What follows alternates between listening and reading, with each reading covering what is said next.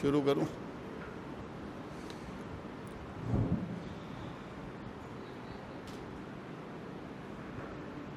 السلام علیکم حضرات و خواتین، جیسے کہ آپ کے علم میں ہے کہ القرآن کورسز نیٹ ورک پاکستان کے زیر اہتمام ہر ماہ کے دوسرے اتوار کو یہاں القرآن کورسز سینٹر بہادر آباد میں مختلف نوع لیکچرز، درس قرآن و حدیث اور فکری و تعلیمی موضوعات پر مختلف نشستیں منعقد کی جاتی ہیں۔ آج کی فقہی نشست بھی ہمارے ان پروگراموں کا ہی حصہ ہے، اور آج کے ہمارے لیکچرر ہیں جناب مولانا مفتی محمد حسان کلیم صاحب۔ جیسے کہ آپ تمام حضرات و خواتین کے علم میں ہے کہ ہمارا ٹاپک تکافل اور انشورنس میں فرق ہے، اور آج اس کی نشست نمبر 2 ہے۔ پچھلے ماہ اس کی نشست نمبر 1 ہوئی تھی، اور آپ لوگوں کے یہاں سے بہت سارے سوالات وغیرہ بھی کیے گئے تھے۔ آج انشاءاللہ تعالی اس کو ریکیپ کیا جائے گا پہلی نشست کو، اور دوسرے جو مواد ہے اس حوالے سے جتنا بھی موجود اس پر حضرت مفتی صاحب روشنی ڈالیں گے۔ مفتی صاحب کا میں تعارف کرواتا چلوں کہ وہ مدرس علوم اسلامیہ ہیں اور مشیر شرعی برائے اسلامی مالیات ہیں۔ دارالعلوم کورنگی میں بھی طویل عرصہ جناب مفتی صاحب نے گزارا، اور مختلف مؤسسات جو ہیں اور پلیٹ فارمز ہیں ان کے شریعہ ایڈوائزر بھی ہیں۔ میں جناب مفتی صاحب سے گزارش کروں گا کہ اپنی گفتگو کا آغاز فرمائیں۔ الحمدللہ رب العالمین والصلاة والسلام علی سید المرسلین وعلی آلہ وصحبہ اجمعین۔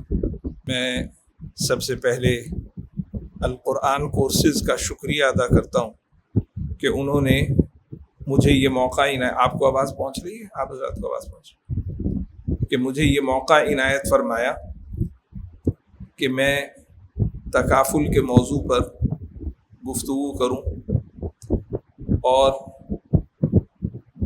علم کے حاصل کرنے کا ایک ذریعہ مذاکرہ اور سوال و جواب بھی ہے۔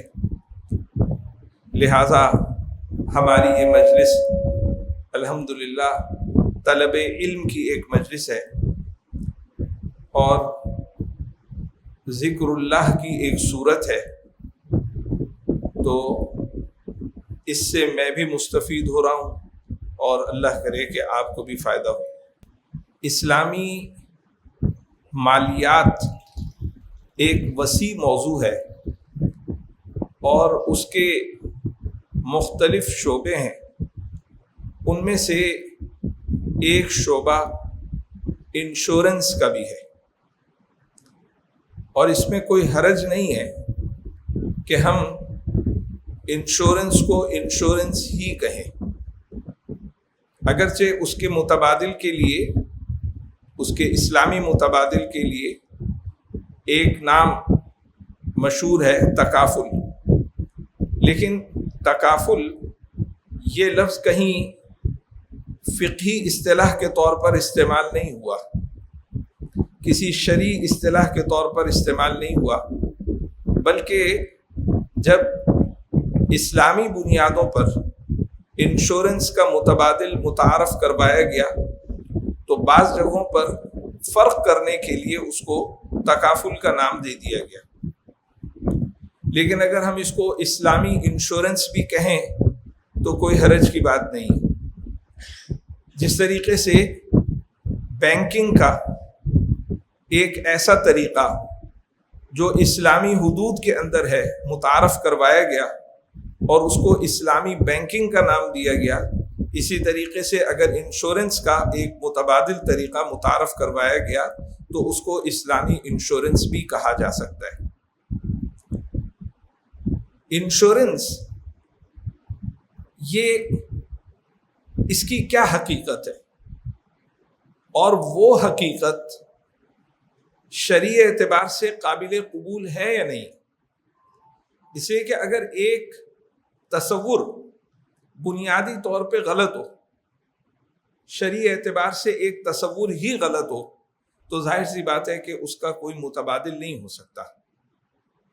لیکن اگر ایک تصور قابل قبول ہے تو اس کا متبادل ہو سکتا ہے. تو یہ سمجھنا بہت ضروری ہے کہ انشورنس کا بنیادی تصور کیا ہے، اور کہیں وہ بنیادی تصور شریعت سے متصادم تو نہیں. اگر وہ شریعت سے متصادم ہے تو پھر اس کے متبادل کی کوئی ضرورت نہیں. ہر ایسا تصور جس کی بنیاد کو شریعت رد کرتی ہے اس کا کوئی متبادل نہیں ہو سکتا. جوئے کا کوئی متبادل نہیں ہو سکتا، قمار کا کوئی متبادل نہیں ہو سکتا، اس لیے کہ شریعت اس کے بنیادی تصور کو رد کرتی ہے. جن رشتوں کو شریعت نے حرام قرار دیا ہے، حرمت کے رشتے، ان رشتوں میں ازدواجی تعلق کا تصور یہ شریعت سے بالکل متصادم ہے، اس کا کوئی متبادل نہیں ہو سکتا. لیکن آپ کو معلوم ہے کہ مالی معاملات کے اندر بہت وسعت ہے. خاص طور پر مالی معاملات کے اندر اصل اباحت معنی یہ ہے کہ جو تصور کسی مالی معاملے کا ہے، اگر اس کی شرعاً ممانعت نہیں ہے، قرآن و حدیث کے اندر اس کی ممانعت نہیں ہے، وہ تصور درست ہے. اگر ایک ایسی معاشی غرض ہے، ایک ایسا معاشی ہدف ہے جس کو مخصوص طریقے سے حاصل کیا جاتا ہے، اور اس غرض کو، اس تصور کو شریعت نے منع نہیں کیا ہے، تو بس صرف ایک کام رہ جاتا ہے، اور وہ یہ رہ جاتا ہے کہ اس غرض کو کس مالی معاملے کے ذریعے سے پورا کیا جائے. مثال کے طور پر سرمائے پر اضافہ کمانا، یہ تصور منع نہیں ہے. اگر یہ تصور منع ہو تو تجارت کا دروازہ بند ہو جائے گا. ظاہر سی بات ہے کہ تجارت سے مقصد یہی ہوتا ہے کہ لگائے ہوئے سرمائے پر اضافہ کمایا جائے. یا کوئی اپنی خدمات، چاہے وہ انسانی خدمات ہوں یا چیزوں کے منافع ہوں، دے کر اس کا عوض حاصل کرنا چاہتا ہے اور نفع حاصل کرنا چاہتا ہے، آمدنی حاصل کرنا چاہتا ہے، تو یہ تصور غلط نہیں ہے، یہ تصور جائز تصور ہے. صرف دیکھنا یہ ہوگا کہ اس تصور کو، اس غرض کو حاصل کرنے کے لیے جو مالی معاملہ اختیار کیا گیا ہے وہ مالی معاملہ شرعی اعتبار سے جائز ہے یا نہیں.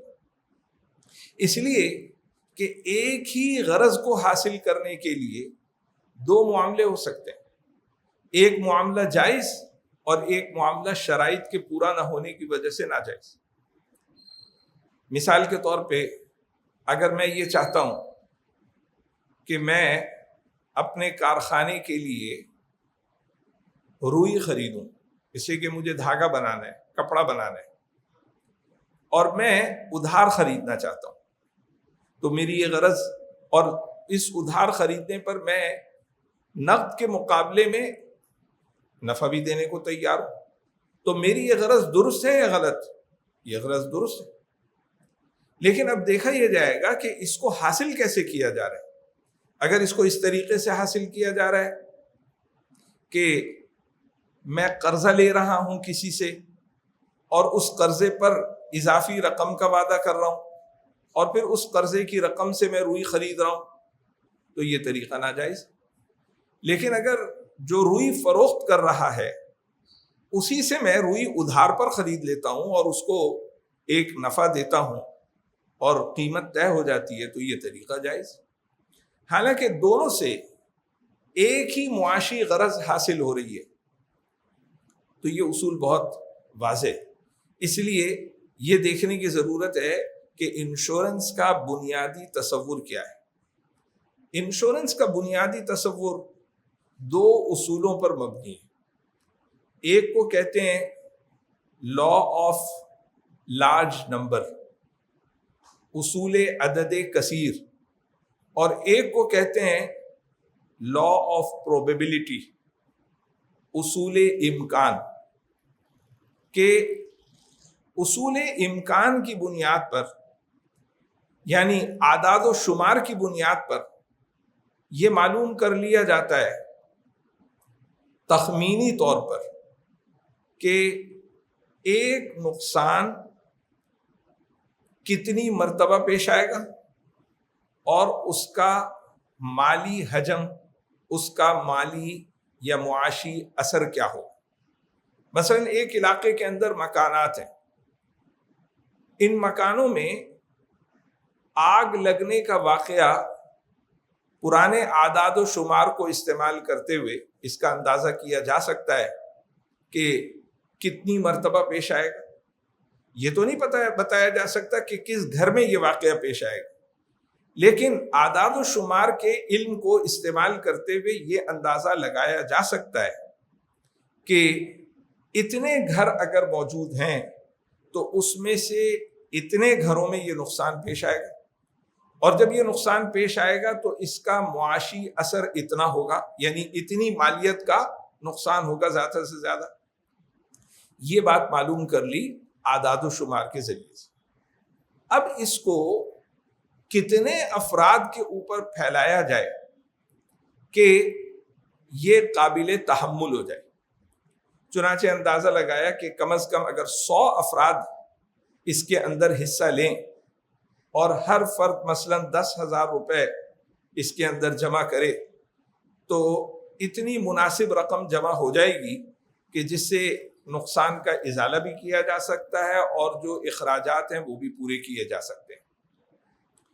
تو اب 100 افراد نے حصہ لیا، 100 افراد میں سے ہر ایک کو یہ نقصان پیش نہیں آئے گا، لیکن ان 100 افراد میں سے مثلا جن 10 افراد کو یہ نقصان پیش آئے گا وہ صرف 10,000 روپے کی 10,000 روپے کے ایک اشتراک سے اس قابل ہو جائیں گے کہ ان کے پورے نقصان کا ازالہ کر دیا جائے.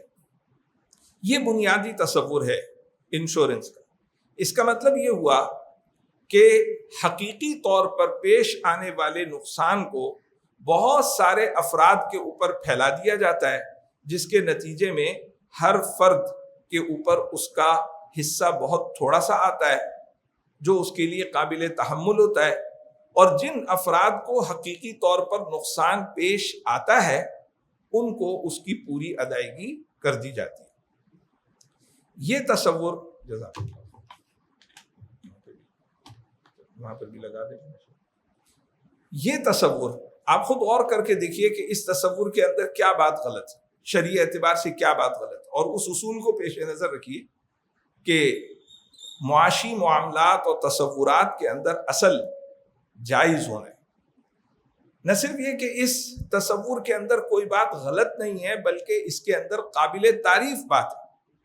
قابل تعریف بات یہ ہے کہ یہ صورت تعاون کی ایک صورت، ایک معاشرتی تعاون کی صورت ہے کہ چند افراد کے حقیقی نقصان کو بہت سارے افراد نے مل کر برداشت کر لیا، اس میں کوئی خرابی نہیں ہے. لیکن جب اس غرض کو کمرشل انشورنس، تجارتی انشورنس کے معاہدے کے ذریعے سے حاصل کیا گیا تو وہ معاہدہ فنی بنیادوں پر درست نہیں تھا. علماء نے جب اس کا جائزہ لیا تو وہ معاہدہ فنی بنیادوں پر درست نہیں تھا. آپ علماء کی تحریروں کو پڑھ جائیے، کسی نے اس کے اوپر اعتراض نہیں کیا کہ یہ تصور ہی غلط. جن فقہا نے اس کا جائزہ لیا، حضرت علامہ شامی رحمۃ اللہ علیہ سے لے کر آج تک، اسے کہ عالم اسلام میں اس مسئلے پر سب سے پہلا کلام اگر کہیں ملتا ہے تو وہ علامہ شامی رحمۃ اللہ علیہ کا ملتا ہے. انہوں نے شامیہ کے اندر اس مسئلے کو سوکرا کے نام سے ذکر فرمایا ہے. اور سوکرا یہ سیکیورتا، یہ غالباً کسی زبان کا لفظ ہے، اور سیکیورٹی بھی اسی سے نکلا ہے، اور بعض اوقات انشورنس کو سیکیورٹی بھی کہا جاتا ہے، تو اس سے یہ ایک بدلا ہوا لفظ جو ہے وہ استعمال ہوتا تھا۔ تو اس وقت سے لے کر آج تک کے زمانے تک جن علماء فقہا نے اس مسئلے پر گفتگو فرمائی ہے، انہوں نے اس کے تصور پر کوئی اعتراض نہیں فرمایا۔ جو مالی معاملہ اس غرض کو حاصل کرنے کے لیے استعمال کیا گیا، اس کا جب جائزہ لیا گیا تو پتہ چلا کہ وہ فنی بنیادوں پر درست نہیں ہے، لہذا اس کے درست متبادل کو پیش کر دیا گیا، اور جب درست متبادل کو پیش کر دیا گیا تو وہی آج جو ہے وہ التامین الاسلامی کہلاتا ہے، وہی تکافل کہلاتا ہے، وہی اسلامی انشورنس کہلاتا ہے۔ غلط فہمی یہ ہوتی ہے کہ لوگ یہ تصور کرتے ہیں کہ جب فقہا علماء، میں ابھی صرف مالی معاملے کی بات کر رہا ہوں، کسی مالی معاملے کو غلط قرار دیتے ہیں تو شاید وہ اس کے بنیادی تصور سے ہی اختلاف کر رہے ہیں۔ لہذا جب تحقیق کے بعد بعض شرائط کے ساتھ اجازت دی جاتی ہے یا کسی متبادل کا تعارف کروایا جاتا ہے، کوئی صورت بیان کی جاتی ہے، تو اس وقت لوگوں کو حیرانی ہوتی ہے اور وہ یہ کہتے ہیں کہ جی کل تک تو اس کو منع کرتے رہے اور آج جو ہے وہ اس کا متبادل دے رہے ہیں۔ یہ غلط فہمی ہے۔ اگر علماء نے بینکنگ کو منع کیا تھا تو وہ بینکنگ کے بنیادی تصور کی وجہ سے منع نہیں کیا تھا، بلکہ بینکنگ جن غلط معاملات کے اوپر مبنی ہے اس کو منع، اس کی وجہ سے منع کیا۔ اسی طرح اگر انشورنس کو منع کیا تو انشورنس اس کے تصور کو منع نہیں کیا، بلکہ انشورنس کے مقصد کو جس مالی معاملے کے ذریعے سے، جس کا ابھی کچھ تذکرہ میں آپ کے سامنے کروں گا، حاصل کیا جا رہا تھا، اس کو منع کیا۔ وہ فنی بنیادوں پر درست نہیں۔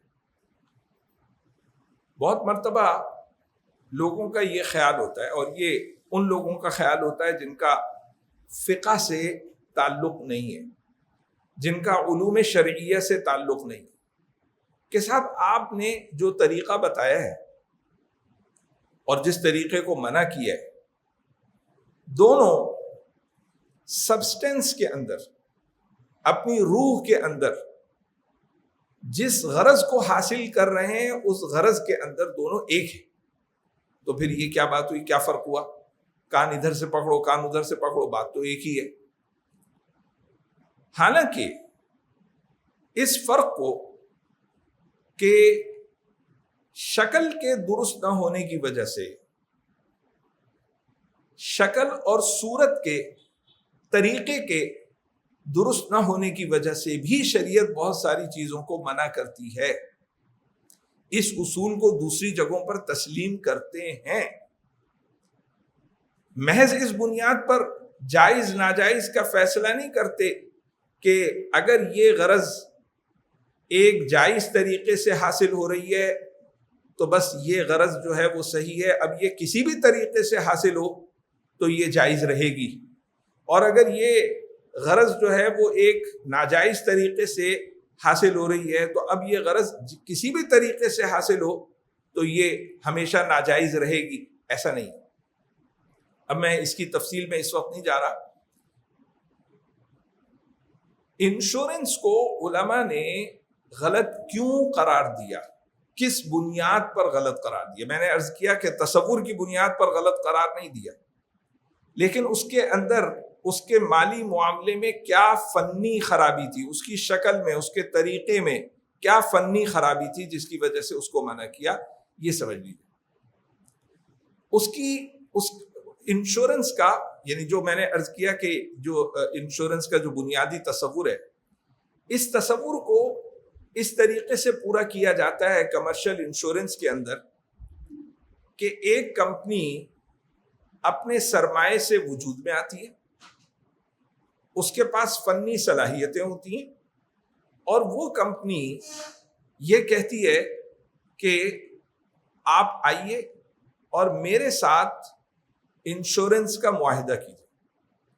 ہر فرد یا ہر انشورنس کروانے والا ذاتی حیثیت کے اندر، انفرادی حیثیت کے اندر کمپنی کے ساتھ معاملہ کرتا ہے، اور معاملہ یہ ہوتا ہے کہ وہ یہ کہتا ہے کہ میں آپ کو یہ پریمیم دے رہا ہوں، یہ رقم دے رہا ہوں، اور اس کے بدلے میں، اس کے عوض میں آپ میرے مخصوص نقصان کی ضمانت دیں کہ اگر میرے یہاں آگ لگ جائے گی، میری گاڑی چوری ہو جائے گی، یا اور کسی قسم کا نقصان ہو جائے گا، تو اس حد تک آپ میرے نقصان کو پورا کریں۔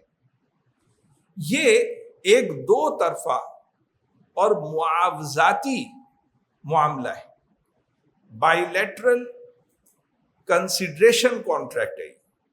یہ ایک دو طرفہ معاوضاتی معاملہ بن گیا کہ ایک فریق ہے انشورر، انشورنس کرنے والا، اور دوسرا فریق ہے انشورنس کروانے والا۔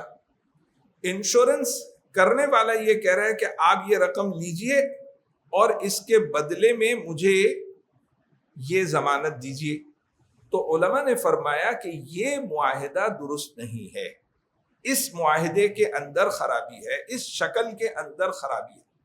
اب وہ خرابیاں کیا ہیں ابھی میں اس کی تفصیل میں نہیں جا رہا۔ اس کے اندر ربا کی خرابی بھی آ جاتی ہے، اس کے اندر غرر کی خرابی بھی آ جاتی ہے، شاید پچھلی نشست میں اس کا تذکرہ ہوا ہوگا۔ تو اس کا متبادل کیا ہے؟ میں نے عرض کیا کہ جب تصور درست ہے اور لوگوں کے استعمال کی وجہ سے وہ ایک ضرورت بن چکا ہے، اس کو بھی ذرا سمجھ لینا چاہیے کہ لوگ علماء سے اور فقہا سے پوچھ کر طریقہ نہیں اختیار کرتے۔ ہمیشہ سے یہی ہوتا چلا آ رہا ہے کہ وہ اپنی کسی بھی غرض کو پورا کرنے کے لیے کوئی طریقہ اختیار کر لیتے ہیں، اور یہ تو پہلے زمانے میں بھی ہوتا تھا، جبکہ الحمدللہ لوگوں کا رجحان تھا کہ مالی معاملات علماء سے پوچھ کر کریں۔ لیکن آج کے زمانے میں جبکہ لوگ جو ہیں وہ مالی معاملات میں شرعی حکم اس کو بہت عجیب سا سمجھتے ہیں کہ اچھا اس کے اندر بھی کچھ پوچھنا پڑے گا۔ اتأمرک صلاتک ان نترک، وہی والی بات کہ حضرت شعیب علیہ السلام کے قوم نے کہا تھا اچھا آپ کی نماز یہ بھی آپ کو بتاتی ہے کہ ہم اپنے پیسے کے لین دین میں، یعنی وہ کہہ رہے تھے کہ نماز اللہ کا حکم، عبادت، اور اس کا کیا کنیکشن جناب مالی معاملات سے۔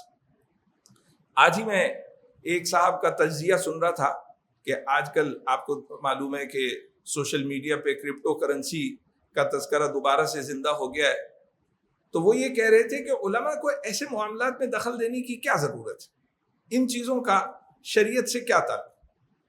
اب بتائیے کہ کون سی چیز ہے، کون سا معاملہ ہے جس کا شریعت سے تعلق نہیں ہے، اور اتنے بڑے معاملے کا شریعت سے تعلق نہ ہو۔ خیر، تو لوگوں کا یہ تصور ہوتا ہے کہ صاحب اس سے کیا شریعت کا تعلق۔ تو میں یہ عرض کر رہا تھا کہ لوگ جو ہیں وہ بغیر علماء سے پوچھے اپنی غرض پوری کرنے کے لیے ایک طریقہ اختیار کر لیتے، اور ہوتا یہ ہے کہ پھر اس غرض صحیح تھی لیکن اس کو پورا کرنے کے لیے انہوں نے جو طریقہ اختیار کیا وہ طریقہ رواج پا گیا۔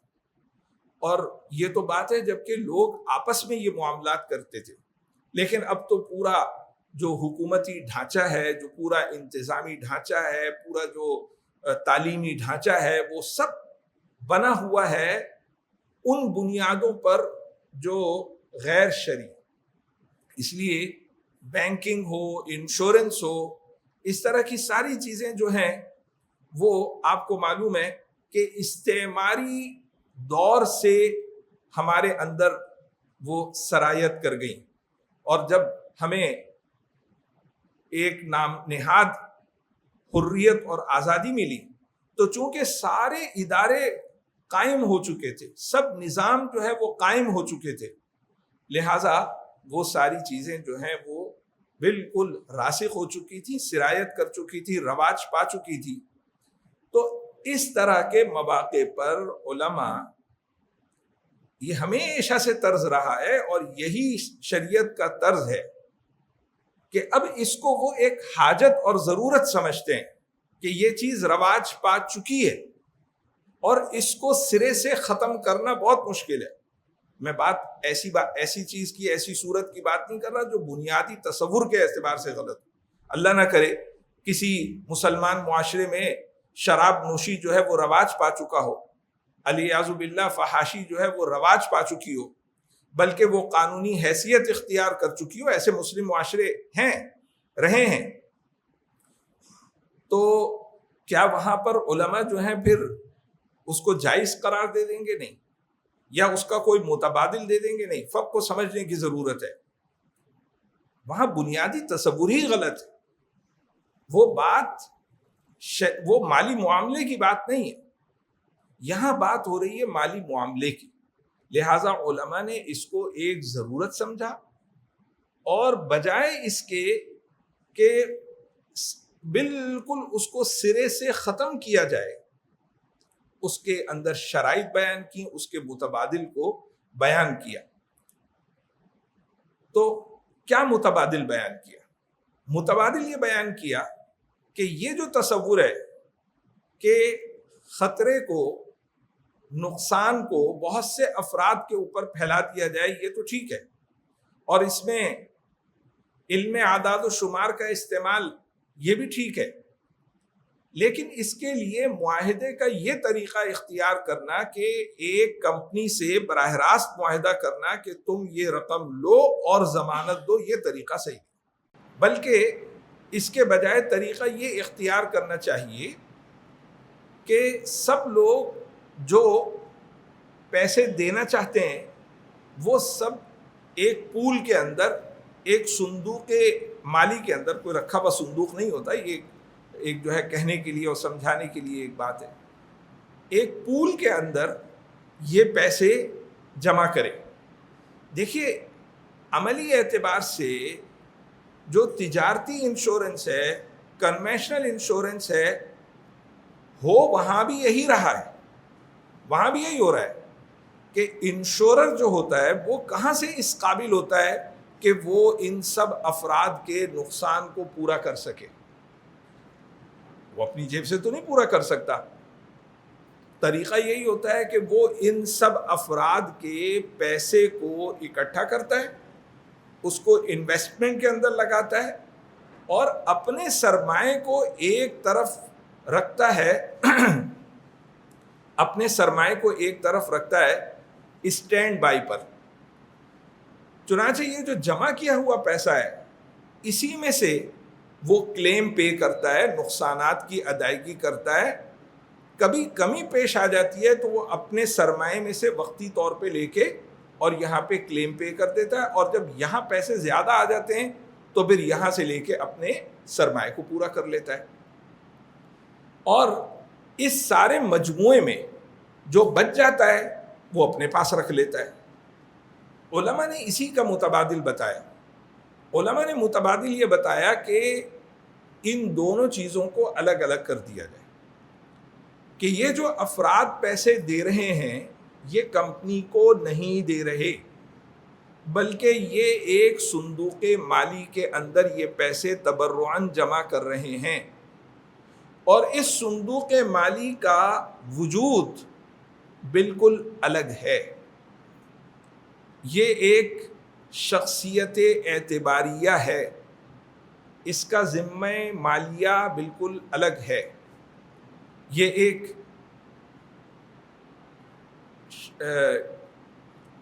اس کو کہا جائے گا کہ یہ ایک لیگل اینٹیٹی ہے، لیگل اینٹیٹی کہیں یا یوں کہیں کہ یہ ایک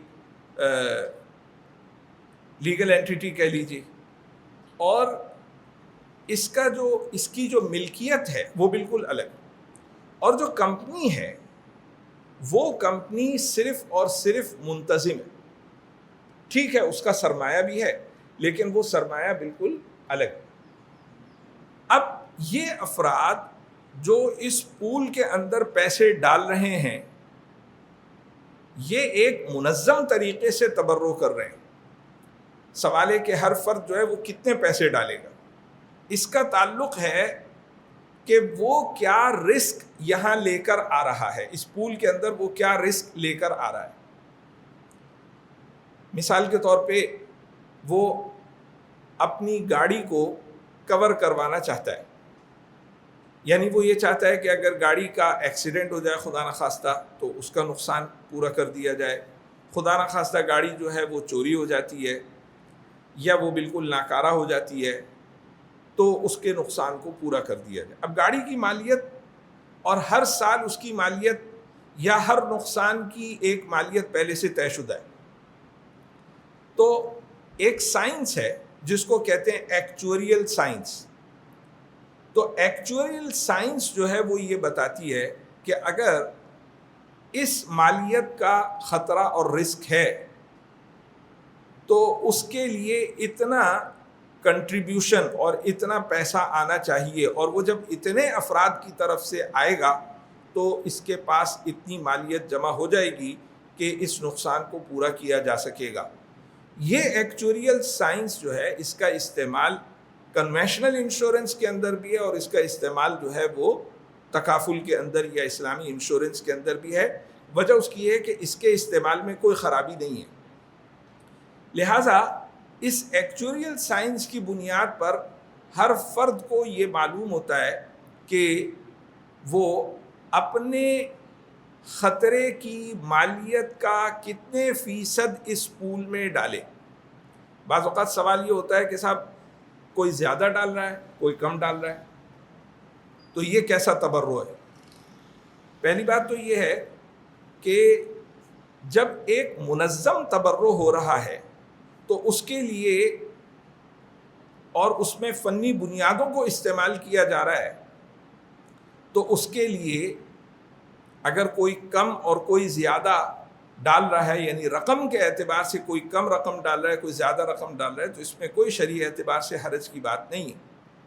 لیکن اگر آپ ایک اعتبار سے دیکھیں تو ہر ایک جو ہے وہ اپنے لائے ہوئے خطرے کی مالیت کا ایک مخصوص فیصدی حصہ ڈالا. اب اگر کسی کے خطرے کی مالیت ہی زیادہ ہے, مثال کے طور پہ ایک آدمی جو ہے وہ مرسیڈیز کار کو کور کروانا چاہتا ہے اور ایک آدمی جو ہے وہ سوزوکی آلٹو کو کور کروانا چاہتا ہے. اب مرسیڈیز کار کی مثلا مالیت جو ہے وہ 2 کروڑ روپے اور سوزوکی آلٹو جس کو وہ کور کروانا چاہتا ہے اس کی مالیت 35 لاکھ روپے. تو اس کا مطلب یہ ہوا کہ ایک شخص جو ہے وہ 2 کروڑ کی مالیت کے خطرے کو اس پول کے اندر لے کر آ رہا ہے, اور ایک شخص جو ہے وہ 35 لاکھ روپے مالیت کے خطرے کو اس پول کے اندر لے کر آ رہا ہے. تو یہ انصاف کی بات ہے کہ جو 2 کروڑ کی مالیت کا خطرہ لے کر آ رہا ہے وہ اس کے 2% کا ادا کرے, اور جو 35 لاکھ روپے مالیت کا خطرہ لے کر آ رہا ہے وہ اس کے 2% کو ادا کرے. تو ایک اعتبار سے آپ دیکھیں تو فیصدی کے اعتبار سے دونوں میں جو ہے وہ یکسانیت اور برابری ہے. بہرحال یہ ایک تبرع منظم ہے. یہ جو افراد اس پول کے اندر پیسہ ڈالتے ہیں, یہ پول جیسے میں نے عرض کیا کہ اس کی ایک شخصیت اعتباریہ ہے, ابھی وقت بھی کم ہے اور اس کی یہ ایک باقاعدہ ایک تفصیل ہے. میں صرف اپنے طلبہ ساتھیوں کے لیے عرض کر رہا ہوں اور اس پہ غور فرمائیں کہ شخصیت اعتباریہ کا کیا حکم ہے, شخصیت اعتباریہ کے مواصفات کیا ہوتے ہیں, کیریکٹرسٹکس کیا ہوتے ہیں. آج کے زمانے میں شخصیت اعتباریہ کا بہت زیادہ وجود ہے. آج کے زمانے میں اگر ایک فرد بھی کوئی کاروبار کرتا ہے تو وہ کاروبار ایک شخصیت اعتباریہ, ایک لیگل اینٹیٹی بنا کے کرتا ہے.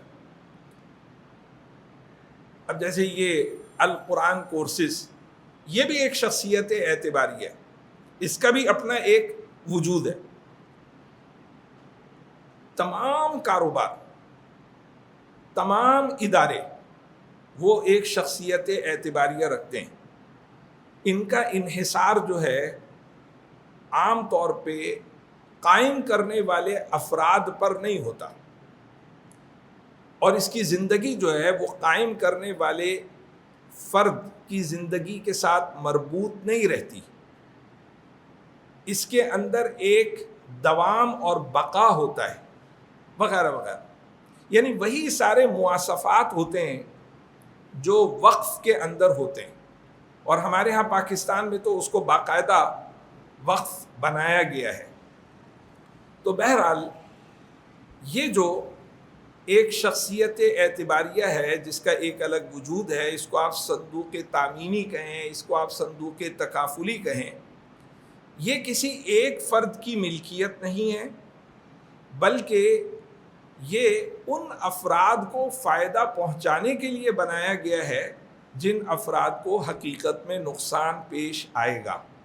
ہم فقہی زبان میں کہیں گے کہ جو متضررین ہوں گے، یعنی جن کو حقیقی طور پہ نقصان پیش آئے گا، ان کے نقصان کو پورا کرنے کے لیے قواعد و ضوابط کے تحت ان کے نقصان کو پورا کرنے کے لیے یہ ایک شخصیت اعتباریہ وجود میں لائی گئی ہے، اور یہ ہمیشہ باقی رہے گی، خاص طور پہ وہاں جہاں اس کو وقف کی بنیاد پر قائم کیا گیا ہے.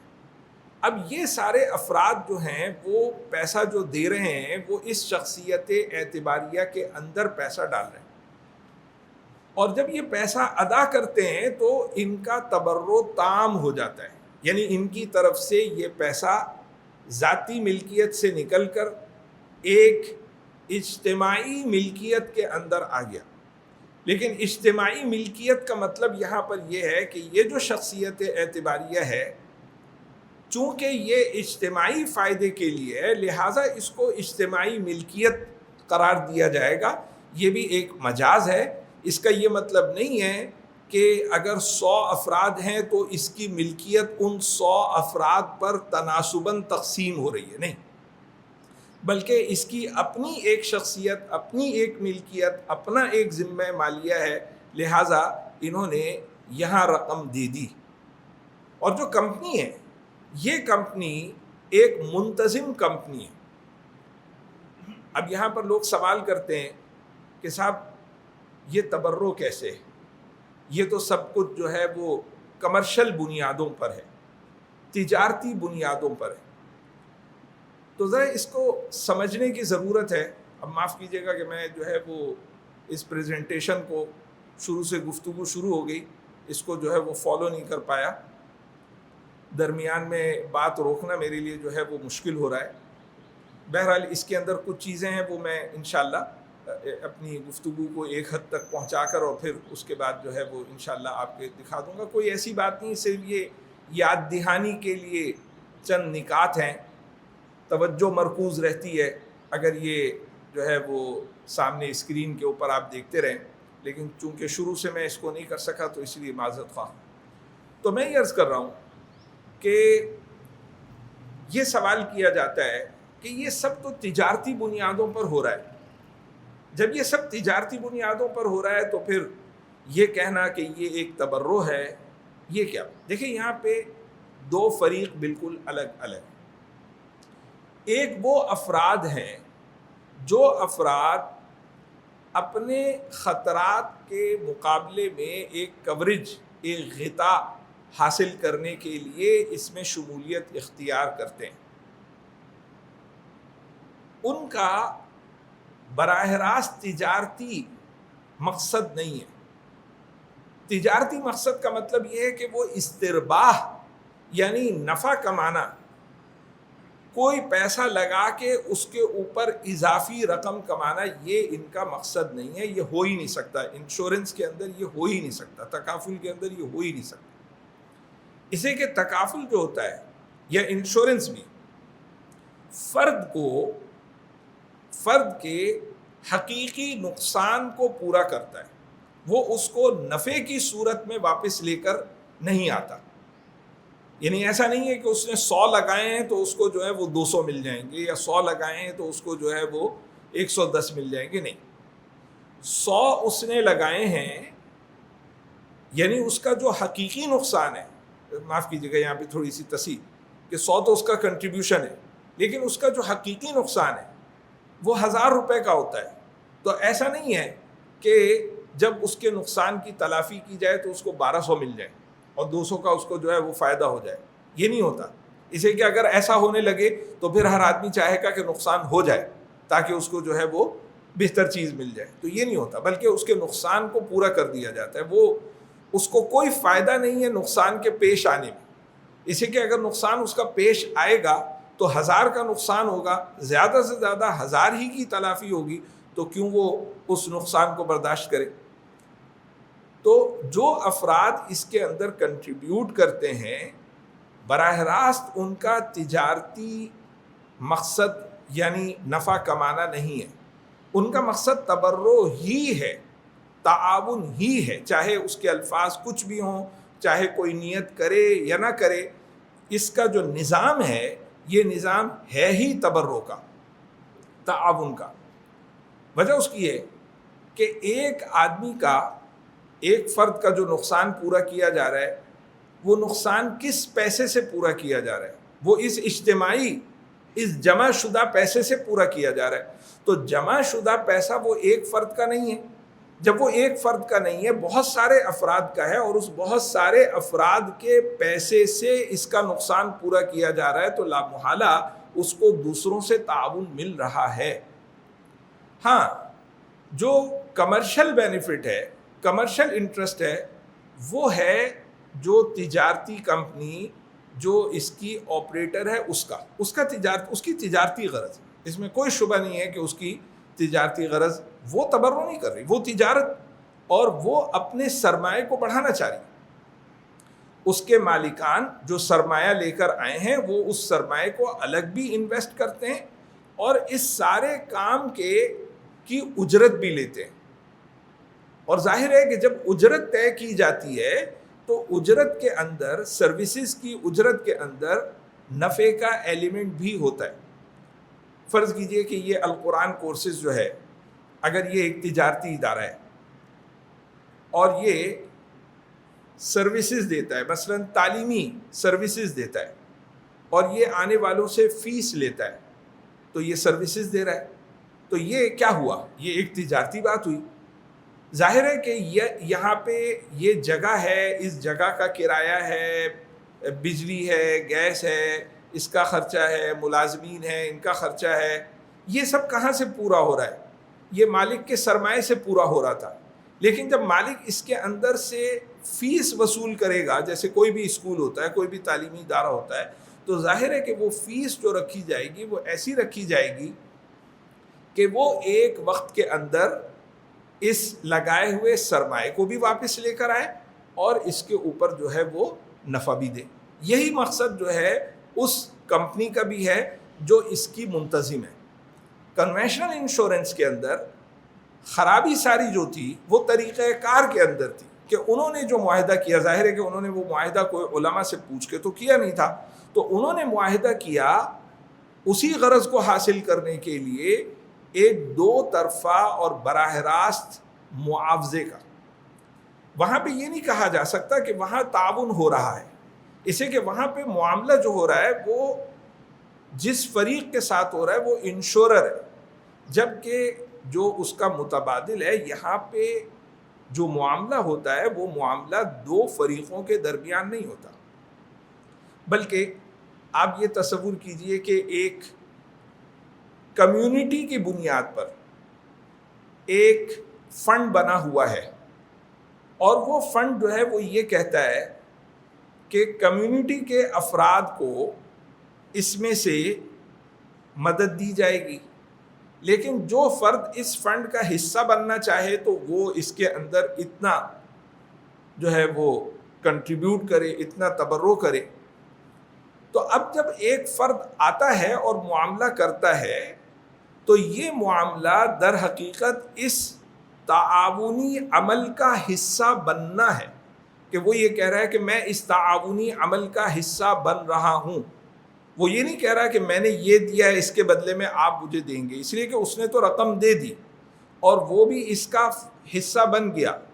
اب اگر نقصان پیش آئے گا تو اس کو بھی مل جائے گا، اور نقصان نہیں پیش آئے گا اس کو تو اس کی رقم اوروں کے کام آئے گی.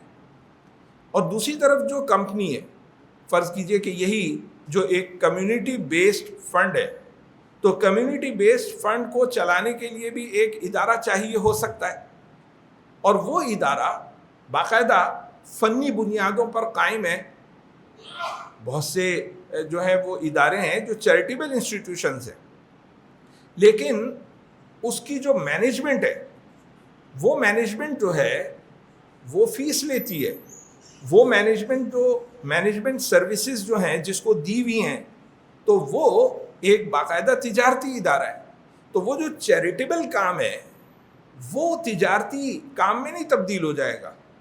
مثال کے طور پہ فرض کر لیجئے کہ ایک خیراتی ادارہ ہے جو بنا ہی اس کام کے لیے ہے کہ وہ لوگوں کی مدد کرتا ہے، غریب افراد کی مدد کرتا ہے، لیکن وہ جو مدد کرتا ہے وہ فنی بنیادوں پر کرتا ہے. مثلاً اگر کوئی یہ کہتا ہے کہ صاحب مجھے اتنا نقصان پیش آیا ہے، تو اس کا باقاعدہ جائزہ لیتے ہیں اور تفصیلات.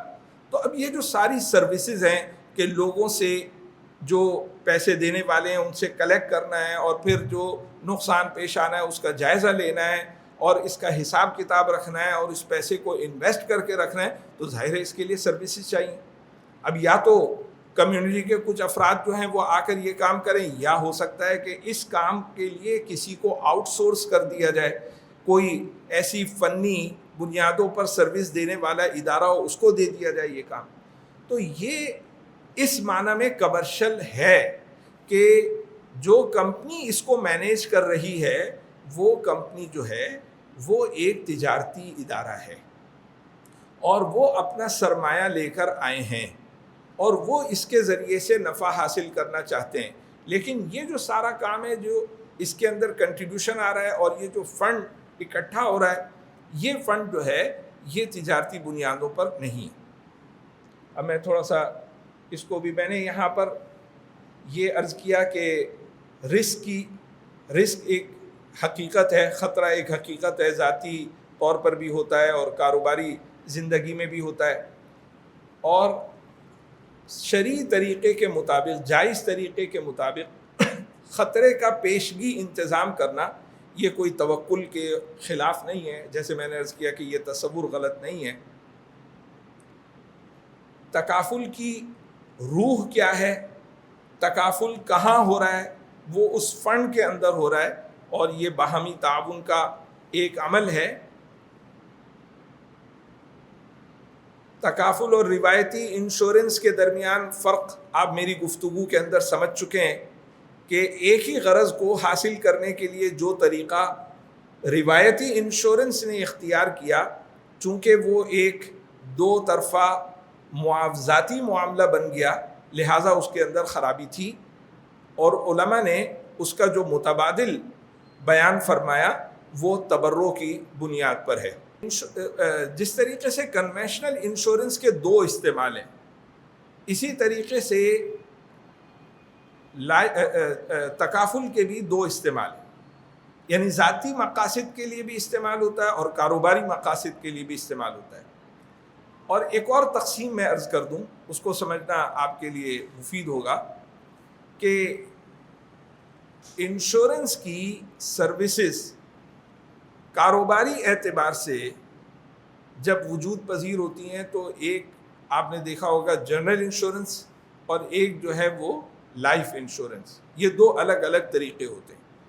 جنرل انشورنس کے اندر عام طور پر مقصد یہ ہوتا ہے کہ چیزوں کا اگر کوئی نقصان ہو جائے، سواری ہے، اسی طریقے سے کارخانہ ہے، چاہے ذاتی چیزیں ہوں چاہے کاروباری چیزیں ہوں، مشینری ہے وغیرہ وغیرہ، اگر اس کا نقصان ہو جائے تو اس نقصان کی تلافی کر دی جائے. یہاں پہ صرف نقصان کی تلافی ہوتی ہے، یہاں پہ کوئی انویسٹمنٹ نہیں ہوتی. اور اس کا طریقہ کار وہی جس کے بارے میں نے ابھی تک تفصیل عرض کی کہ سب کنٹریبیوشن جو ہے وہ ایک پول کے اندر آتا ہے اور اس کو رکھا جاتا ہے اور اس کو انویسٹ کر کے رکھا جاتا ہے، اور وہ ایک اجتماعی پول ہے اور اسی سے نقصانات کی جو ہے وہ تلافی کی جاتی ہے، اور کمپنی جو ہے وہ منتظم ہوتی ہے۔ اس سارے انتظام کے مقابلے میں کمپنی جو ہے وہ اپنی اجرت بھی لیتی ہے، اور کمپنی جو ہے وہ اس سارے پیسے کو انویسٹ کرتی ہے مضاربہ یا اجارہ کی بنیاد پر، اجرت کی بنیاد پر، اور اس میں سے مضاربہ ہے تو اس میں سے نفع میں سے ایک حصہ لیتی ہے، اور اگر اجرت ہے تو طے شدہ اجرت جو ہے وہ کمپنی انویسٹمنٹ کی لیتی ہے۔ یہ کمپنی کا فائدہ ہے۔ اور ایک ہے لائف انشورنس۔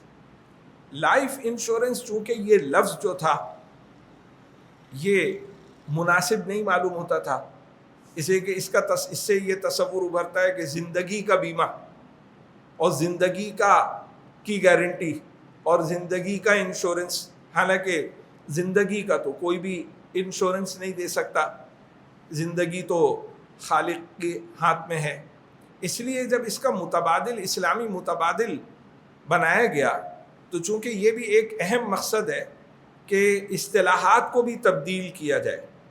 لوگ جو ہیں وہ یہ سمجھتے ہیں کہ صاحب اصطلاحات کے تبدیل کرنے میں کیا حرج ہے، کیوں ضروری ہے اصطلاحات کو تبدیل کرنا، الفاظ کو تبدیل کرنا کیوں ضروری ہے۔ یہ موضوع نہیں ہے اس وقت، لیکن آپ سمجھتے ہیں، آپ کو معلوم ہے کہ الفاظ کو تبدیل کرنا بھی بہت ضروری ہے اور اصطلاحات کو تبدیل کرنا بھی بہت ضروری ہے۔ صحیح چیز کے لیے صحیح لفظ استعمال ہونا چاہیے، صحیح چیز کے لیے غلط لفظ کا استعمال جو ہے وہ درست نہیں ہے۔ اسلامی بینکوں کے اندر جو نفع ہوتا ہے اس کو انٹرسٹ کہنا، اس کو سود کہنا، یہ غلط ہے۔ یہ بالکل ایسے ہی ہے جیسے کہ علیاذ باللہ کوئی نکاح کو زنا کہہ دے، تو نکاح کو زنا کہنا یہ صحیح بات نہیں ہے۔ اسی طرح اجرت کو رشوت کہنا یہ کوئی صحیح بات نہیں ہے۔ اسی طرح بالکل اسی طرح جیسے کہ رشوت کو اجرت کہنا صحیح نہیں ہے، یا ہبہ کہنا صحیح نہیں ہے، ہدیہ کہنا صحیح نہیں ہے۔ خیر، تو اس کا نام تبدیل کر دیا گیا اور اس کو جو ہے وہ فیملی تکافل یا فیملی انشورنس جو ہے وہ کہا گیا، اس لیے کہ اس کا مقصد جو ہے وہ انتقال کی صورت میں فیملی کو تعاون فراہم کرنا ہے۔ تو یہ زیادہ مناسب بات ہے اور یہ ایک بہت مناسب مقصد ہے۔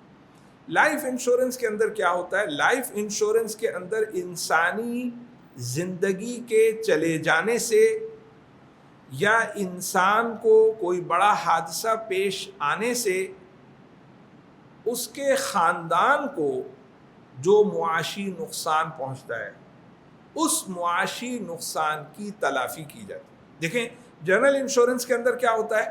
جنرل انشورنس کے اندر اشیاء کو جو نقصان پہنچتا ہے، فیکٹری میں آگ لگ گئی، اسی طریقے سے جو ہے وہ مال آ رہا تھا، جہاز ڈوب گیا، گاڑی کو نقصان ہو گیا وغیرہ وغیرہ، کوئی آدمی پیسے لے کے جا رہا تھا اے ٹی ایم سے، اس کے پیسے چھین لیے گئے، تو یہ اشیاء کو، مادی اشیاء کو پہنچنے والے نقصان کی تلافی کی جاتی ہے۔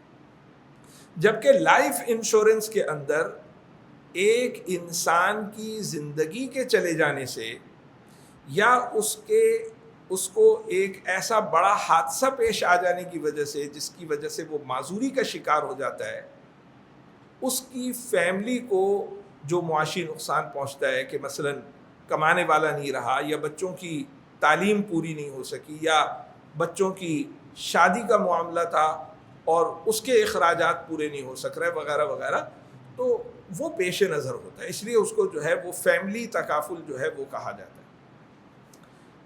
جنرل انشورنس کے اندر میں نے عرض کیا کہ عام طور پر پالیسی اس نوعیت کی ہوتی ہے کہ ایک رقم دی اور اس کے مقابلے میں ایک مخصوص نقصان کے خطرے کو کوریج دے دی گئی کہ اگر یہ نقصان ہوا تو آپ کی تلافی کر دی جائے گی اس حد تک، اور نقصان نہیں ہوا تو کوئی حرج نہیں، آپ نے جو رقم دی تھی وہ پول کا حصہ بن گئی، وہ اوروں کے کام آ رہی ہے۔ لیکن لائف انشورنس کے اندر یا فیملی تکافل کے اندر عام طور پہ جو پالیسیز ہوتی ہیں اس کے اندر دونوں مقصد ہوتے ہیں، تلافی بھی مقصد ہوتی ہے، کوریج بھی مقصد ہوتا ہے، اور انویسٹمنٹ بھی مقصد ہوتی ہے۔ مثال کے طور پہ ایک آدمی جو ہے وہ 10 سال 15 سال 20 سال کی پالیسی لینا چاہتا ہے، تو 10 سال 20 سال 15 سال کے اندر یہ یقینی بات تو نہیں ہے کہ وہ انتقال کر جائے گا یا اس کو معذوری خدا نخواستہ پیش آ جائے گی، امکان ہے. تو وہ یہ چاہتا ہے کہ اگر 10 سال 15 سال 20 سال کے پورے ہونے پر میں باقاعد حیات رہا تو اتنے عرصے جو میں نے پیسے لگائے اس کے اوپر مجھے کچھ فائدہ ملنا چاہیے، مجھے ملنے چاہیے، اس کے اوپر مجھے فائدہ بھی ملنا چاہیے. اور اگر اس دوران میرا انتقال ہو گیا یا مجھے خدا نخواستہ معذوری پیش آ گئی تو پھر ایک مناسب رقم مل جائے جو میرے خاندان والوں کے کام آ جائے. تو وہاں پہ یہ دونوں مقصد ہوتے ہیں. اب ان دونوں مقصدوں کو حاصل کرنے کے لیے کیا متبادل دیا گیا؟ کنونشنل انشورنس کے اندر تو چونکہ ظاہر ہے کہ وہاں پہ شرعی ہدایات نہیں ہیں، علماء کی نگرانی نہیں ہے، علماء نے تجویز نہیں کیا ہے اس کے طریقے کو، لہٰذا وہاں تو بس اتنی سی بات ہے کہ صاحب آپ اتنا پیسہ دے دیجئے، ہر ماہ دیجئے یا ہر 3 مہینے پہ دیجئے، ہر 6 مہینے پہ دیجئے، سال پہ آپ اتنا پیسہ دیتے رہیے، 10 سال 15 سال 20 سال، اور اس دوران میں اگر آپ کا انتقال ہوا یا معذوری پیش آئی تو آپ کو اتنی رقم مل جائے گی، اور اگر آپ زندہ رہے تو آپ کو اتنی رقم اتنے نفع کے ساتھ واپس کر دی جائے گی. ظاہر سی بات ہے کہ یہ معاملہ جو ہے جب آپ اس کی حقیقت کے اوپر غور کریں گے تو یہ معاملہ جائز نہیں ہے، اس کے اندر ربا بھی ہے، اس کے اندر غرر بھی ہے. لیکن اس کا متبادل کیا ہوا؟ اس کا متبادل یہ ہوا، اب میں نے عرض کیا کہ غرض دونوں چیزیں ہیں، کوریج بھی اور دوسری طرف استثمار اور انویسٹمنٹ بھی. لہٰذا ہوتا یہ ہے کہ جب ایک فرد فیملی تکافل کے پاس آتا ہے تو وہ یہ معاہدہ کرتا ہے کہ میں نے آپ کو، کمپنی کو وکیل بنایا کہ میرے اس پیسے کو آپ انویسٹ کریں. یعنی بنیادی طور پہ وہ معاہدہ جو ہوتا ہے وہ انویسٹمنٹ کا معاہدہ ہوتا ہے، اور میرے اس رقم میں سے یا اس کے حاصل ہونے والے نفع میں سے میرے وکیل کے طور پر اتنے پیسے نکال کر صندوق تکافلی کے اندر، اسلامی انشورنس فنڈ کے اندر تبرع کرتے رہیں. اب کیا ہو رہا ہے کہ جو رقم آ رہی ہے، ظاہر ہے اس میں بعض اوقات ابتدائی طور پہ اخراجات ہوتے ہیں، کچھ کمیشن وغیرہ ہوتے ہیں، وہ تو کٹوتیاں ہو گئی. پھر جو رقم بچی وہ رقم چلی جاتی ہے استثمار کے اندر، انویسٹمنٹ کے اندر، مضاربہ کی بنیاد پر یا وکالہ بل استثمار کی بنیاد پر، اور اسی میں سے ایک رقم نکل کر جو ہے وہ تبرع ہو جاتی. مثال کے طور پہ 100 روپے دیے اس نے، تو 100 روپے میں سے فرض کیجئے کہ 20 روپے اخراجات کے اندر چلے گئے، 80 روپے بچ گئے. اب 80 اس کے چلے گئے انویسٹمنٹ کے اندر، اور وہاں سے 5 مثلا نکل کر جو ہے وہ آ گئے تبرع فنڈ کے اندر، وقف فنڈ کے اندر. تو کتنے بچ گئے؟ جو ہے وہ 75 بچ گئے. اب یہ 75 جو ہیں یہ انویسٹ کر کے رکھا جائے گا، اور ہو سکتا ہے کہ اسی کے نفع میں سے یا اسی میں سے ہر مہینے یا جو بھی مدت طے ہوئی ہے یہ 5 نکل کر جو ہیں وہ جاتے رہیں گے تبرع فنڈ کے اندر.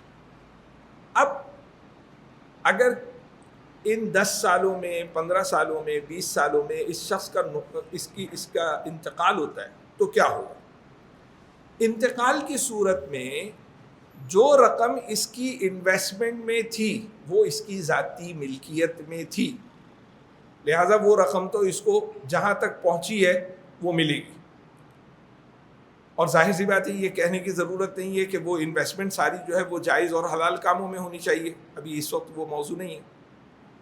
اور اس کو انتقال کی صورت میں وقف فنڈ میں سے، تکافل فنڈ میں سے بھی ایک تعاونی رقم جو ہے وہ دی جائے گی، یعنی اس کے خاندان کو. اسی لیے فقہا اس کا مسئلہ یہ بیان فرماتے ہیں کہ جتنی رقم انویسٹمنٹ میں سے آئے گی وہ میراث ہے، اس لیے کہ مرتے وقت وہ اس شخص کی ذاتی ملکیت میں تھی.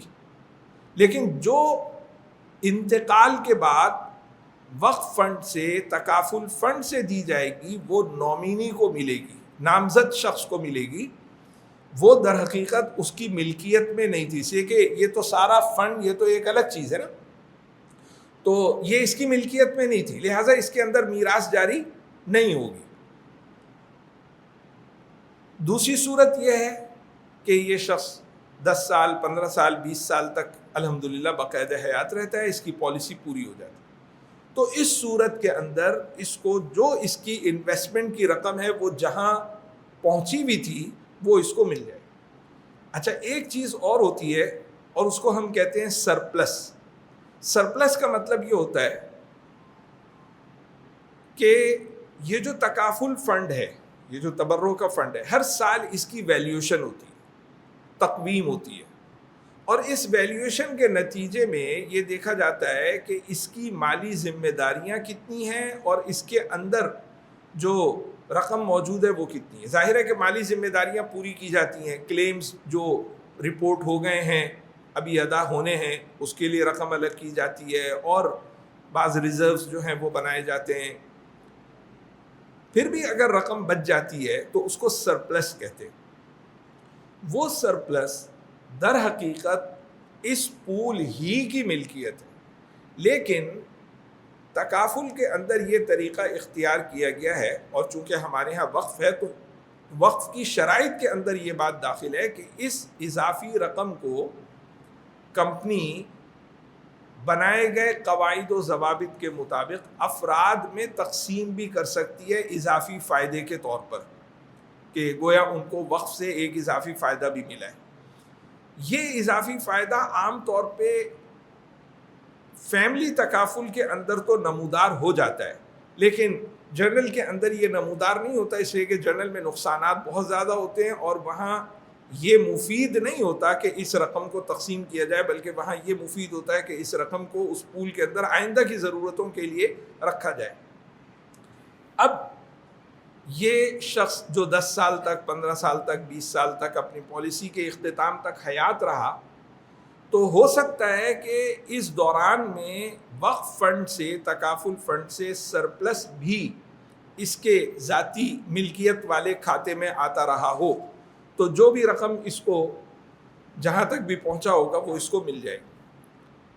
اگر یہ کسی وقت میں درمیان میں اپنے معاملے کو ختم کر کے نکلنا چاہتا ہے تو ظاہر سی بات ہے کہ اس کے پیسوں میں سے جو اخراجات ہو گئے وہ تو اس کو نہیں ملیں گے، اسی طریقے سے اس کے پیسوں میں سے جو پیسہ تبرع ہو گیا وہ بھی اس کو واپس نہیں ملے گا، لیکن جو پیسہ اس کے ذاتی ملکیت والے کھاتے میں جمع ہے وہ جہاں پر بھی پہنچا ہے وہ اس کو جوں کا توں مل جائے گا۔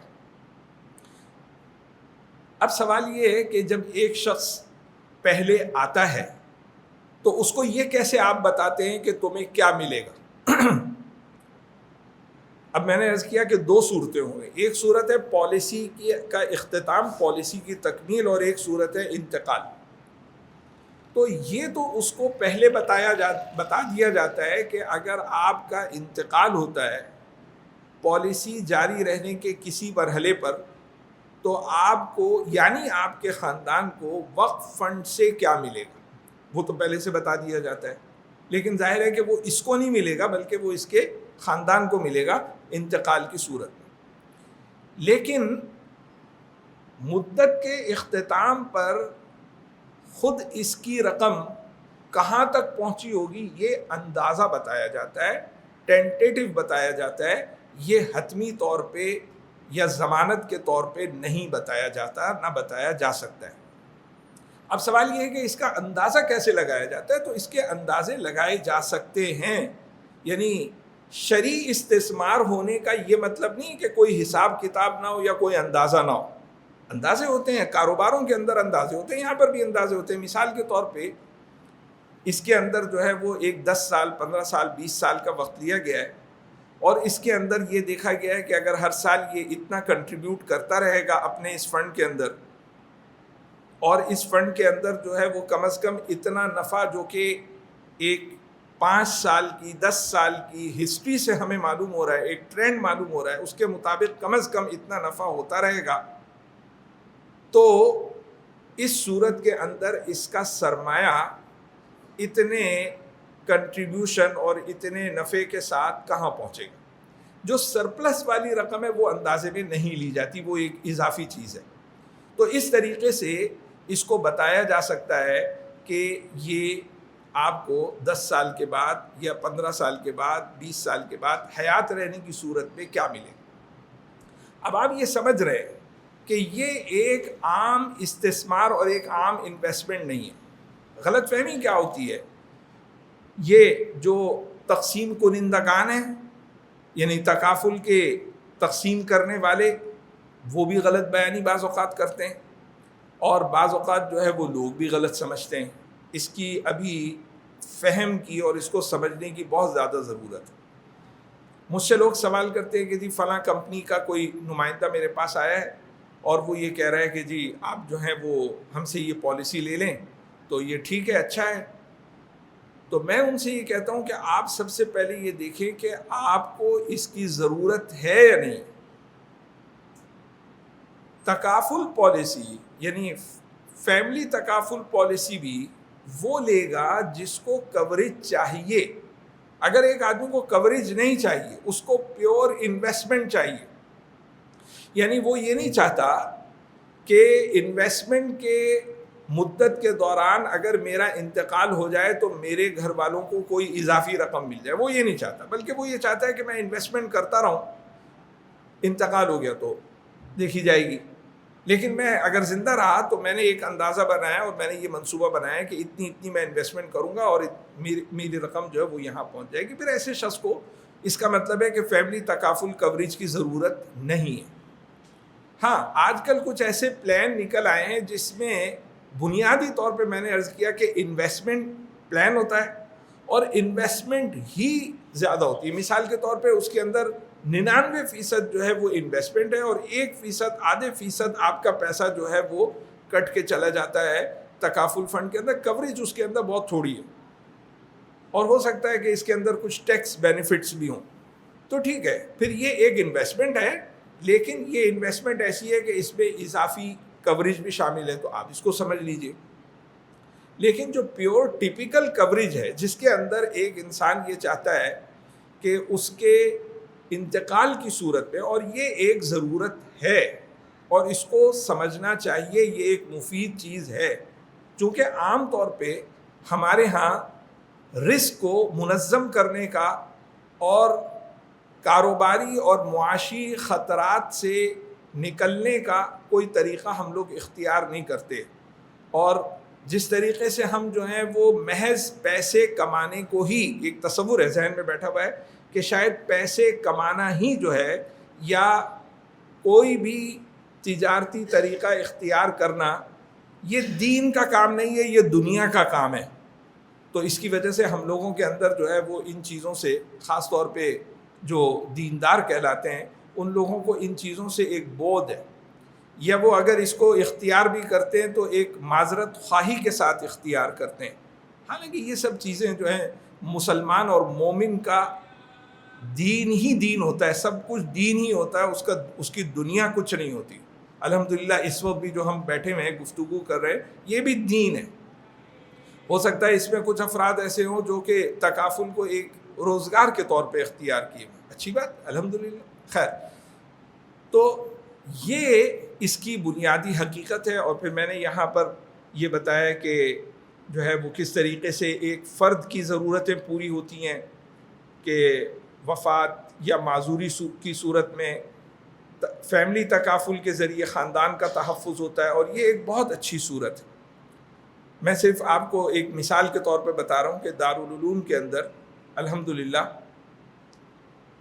یہ طریقہ اختیار کیا گیا کہ اساتذہ کا جو ایک فنڈ بنا ہوا تھا اس کے ذریعے سے تکافل لیا گیا اساتذہ کے لیے، اور کئی اساتذہ جن کا انتقال ہوا تو اس دوران میں ان کے خاندان کو جو ہے ایک مناسب رقم اس سے حاصل ہوئی. تو یہ ایک مفید چیز ہے. اسی طرح میڈیکل جو اخراجات ہیں اس کو پورا کرنے کے لیے افراد بھی جو ہیں وہ میڈیکل تکافل لے سکتے ہیں. گاڑی اور گھر کا تحفظ، ذاتی حادثات، اسی طرح جو ہے وہ طویل مدتی خاندانی مالی منصوبہ بندی، مثال کے طور پہ کوئی بچوں کی تعلیم کے لیے کہ وہ یہ سوچ رہا ہے کہ آج سے 10 سال کے بعد اس کے بچے کو جو ہے وہ بیرون ملک مثلا تعلیم کے لیے جانا ہوگا، اتنے پیسے اس کو درکار ہوں گے، یہ بچوں کی شادی کرنی ہے اس کے لیے اتنے پیسے درکار ہوں گے. اس قسم کی منصوبہ بندی اگر جائز طریقے سے ہو تو وہ غلط نہیں ہے، وہ شریعت کے خلاف نہیں ہے. ایک میں نے یہاں ایسی خاندان کی مثال دی ہے کہ تصور کیجئے کہ ایک فرد ہے جو خاندان کا کفیل ہے، خدا نخواستہ اس کا انتقال ہو جاتا ہے، وہ واحد کفیل ہے، تو بیوہ ہے، بچے ہیں اس کے ساتھ، تو اس کو ضرورت ہوتی ہے. آج بھی جو ہے وہ انشورنس کے ذریعے سے بیواؤں کو یہ مدد مل جاتی ہے، قطع نظر اس سے کہ وہ طریقہ جو ہے وہ شرعی اعتبار سے درست نہیں ہوتا. اسٹیٹ لائف کی جو پالیسیز ہیں لوگ لیتے ہیں، میں یہ نہیں کہہ رہا کہ وہ پالیسیز جو ہیں وہ صحیح ہیں، وہ پالیسیز غلط ہیں شرعی اعتبار سے، لیکن اس کا یہ فائدہ ہو جاتا ہے کہ انتقال کی صورت میں بیوہ کو ایک مناسب رقم مل جاتی ہے کہ وہ اس کو کہیں پر رکھ کر انویسٹ کر کے کچھ پیسے جو ہے وہ ماہانہ بنیادوں پر حاصل کر پاتی ہے. تو اگر کسی کی پینشن نہیں ہے تو پینشن کا متبادل بھی جو ہے وہ الحمدللہ ہے. یہ سارے متبادل اب اللہ کا شکر ہے کہ تکافل کے اندر موجود ہیں. کسی کو ضرورت نہیں ہے اس بات کی کہ وہ کنوینشنل اور روایتی انشورنس کا سہارا لے. حتیٰ کہ اسٹیٹ لائف کے اندر بھی الحمدللہ جو ہے وہ طیب تکافل کے نام سے تکافل ونگ موجود ہے، اور کم و بیش وہ بھی وہی فوائد دے رہا ہے یا دینے کے قابل ہے جو عام اور روایتی انشورنس سے حاصل ہوتے ہیں. اسی طرح کاروباری ضرورتوں کے لیے انشورنس کی ضرورت ہوتی ہے. املاک کو آگ لگ جاتی ہے، مشینری کی خرابی ہو جاتی ہے، کارگو کے لیے، امپورٹ ایکسپورٹ کے اندر، تعمیراتی اور انجینئرنگ کے منصوبوں کے لیے. اب جتنے بھی تعمیراتی اور انجینئرنگ کے منصوبے ہیں یہ گارنٹی کے بغیر کام نہیں کر سکتے، یا ان کو بینک گارنٹی چاہیے ہوتی ہے یا ان کو جو ہے وہ انشورنس گارنٹی چاہیے ہوتی ہے. تو اس کے لیے جو انشورنس کوریج ہے وہ تکافل کے ذریعے سے حاصل ہو جاتا ہے. اسی طرح کاروباری تعطل، اسی طرح زرعی طور پہ ابھی جو ہے وہ کئی کمپنیوں کا ایک کنسورشیم بنا ہے اور وہ زرعی نقصانات کو پورا کرنے کے لیے انشورنس فراہم کر رہا ہے، لیکن اس کے اندر جو اسلامی بینک ہیں ان کے لیے اس میں تکافل کا بھی نظم موجود ہے. یہ ایک گفتگو ہے، یہ میں اپنی گفتگو کے دوران اس کی طرف اشارہ کر ہی چکا ہوں کہ بہت سارے لوگوں کو خیال ہوتا ہے کہ صاحب آپ کیا کہہ رہے ہیں، انشورنس کا متبادل؟ انشورنس تو یہ اللہ پر بھروسے کے خلاف ہے، یہ توکل کے خلاف ہے. تو اگر انشورنس کا مطلب صرف اتنا ہے کہ مستقبل کے امکانی نقصان کے مقابلے میں کوئی طریقہ کار اختیار کر لیا جائے تو یہ توکل کے خلاف نہیں ہے. اس کا جائز ہونا ضروری ہے. مؤثر اور جائز اسباب اختیار کر کے، پھر الفاظ پہ غور فرمائیے گا، جائز مؤثر اسباب اختیار کر کے اللہ پر بھروسہ کرنا جو ہے یہ اعلیٰ درجے کا توکل ہے. علماء نے فرمایا یہ اعلیٰ درجے کا توکل ہے، اور بغیر اسباب کے اللہ کے اوپر توکل کرنا یہ اس سے کم درجے کا توکل ہے. اسے کہ انسان جب جائز اور مؤثر اسباب اختیار کرتا ہے تو پھر یہ مشکل ہو جاتا ہے کہ وہ اللہ پر نظر رکھے، لیکن اگر پھر بھی وہ اللہ پر نظر رکھے تو یہ توکل کی اعلیٰ قسم ہے. یہ جو چند غلط فہمیاں ہیں ان کا کچھ ذکر کیا، کچھ کا ذکر نہیں ہوا. مثلا بعض لوگوں کا یہ خیال ہے کہ کلیم نہ آئے تو ہماری رقم ضائع ہو گئی. میں نے عرض کیا کہ تکافل کے اندر آپ کی رقم ضائع نہیں ہوئی، بلکہ آپ کی رقم جو ہے وہ وقف کے اندر چلی گئی اور وقف کے اندر تبرع ہو گئی. اگر آپ اس کے اندر نیت اچھی رکھیں تو یہ ایک ثواب جاری کے اندر آپ کا پیسہ لگا. وجہ اس کی ہے کہ یہ وقف ہے، اور وقف جو بنایا جاتا ہے وہ ختم ہونے کے لیے نہیں بنایا جاتا، وہ قیامت تک کے لیے بنایا جاتا ہے. باقی اللہ تعالیٰ جب تک چاہیں وہ چلے. تو جب آپ کا پیسہ اس کے اندر گیا اور اس نیت سے گیا کہ ہم سب کو اس سے فائدہ ہو، تو اگر آپ کا کلیم نہیں بھی آیا تو بھی آپ کا پیسہ جو ہے وہ اوروں کے کام آ رہا ہے۔ یہ تکافل کا ایک ایسا پہلو ہے کہ اس کو واضح ہونا چاہیے لوگوں کے سامنے، تاکہ لوگوں کو اس کی جو حقیقت ہے وہ سمجھ میں آئے۔ اور بھی اس قسم کی چند اور چیزیں ہیں، لیکن چونکہ وقت ختم ہو گیا ہے لہٰذا میں اب یہیں پر اس کو ختم کرتا ہوں۔ اور بے ترتیب گفتگو جو ہوئی اور شروع سے آپ کے سامنے یہ پریزنٹیشن نہیں رکھی گئی، اس کے لیے میں معذرت خواہ ہوں۔ آپ کے کچھ سوالات ہوں تو آپ کیجیے۔ سوال نامے تقسیم کیے جا رہے ہیں، اور جن حضرات اور خواتین کے سوالات ہیں وہ اپنے سوالات لکھ لیں۔ مفتی صاحب لکھے ہوئے سوالات کے جوابات دیں گے۔ ہمارے یہاں کا یہ فارمیٹ ہے کہ سوالات جو ہے وہ تحریری طور پر کیے جاتے ہیں، اور جو بھی جو ہے لیکچررز جو ہوتے ہیں ہمارے یہاں وہ اس کا جواب جو ہے پھر لیکچر کے ذریعے ہی دیتے ہیں۔ تو آپ جن جن حضرات کو سوال نامے چاہیے ہوں وہ لے سکتے ہیں، ہمارے ساتھی کھڑے ہوئے ہیں اس حوالے سے۔ انٹرسٹ جو ہے اگر اس کو کیلکولیشن کے لیے استعمال کیا جائے تو وہ ربا نہیں ہے، ذرا سمجھیے گا جی۔ اصل میں منع انٹرسٹ نہیں ہے، منع جو ہے وہ ربا ہے۔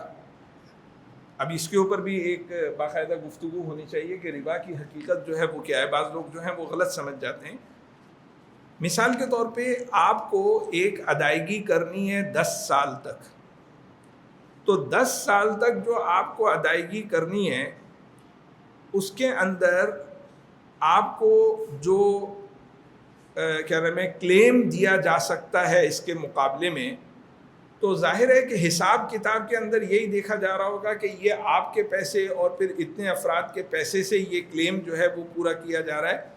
ایک کلیم آج دیا جاتا ہے تو وہ کیا ہوتا ہے، ایک کلیم جو ہے وہ آج سے 10 سال کے بعد دیا جاتا ہے تو وہ کیا ہوتا ہے، اور اس کے اندر جو ایک تصور ہے کہ آج کا پیسہ جو ہے وہ زیادہ مالیت رکھتا ہے اور کل کا پیسہ جو ہے وہ کم مالیت رکھتا ہے، لہٰذا حسابی اعتبار سے اس کے اندر ایک اضافہ رکھنا چاہیے۔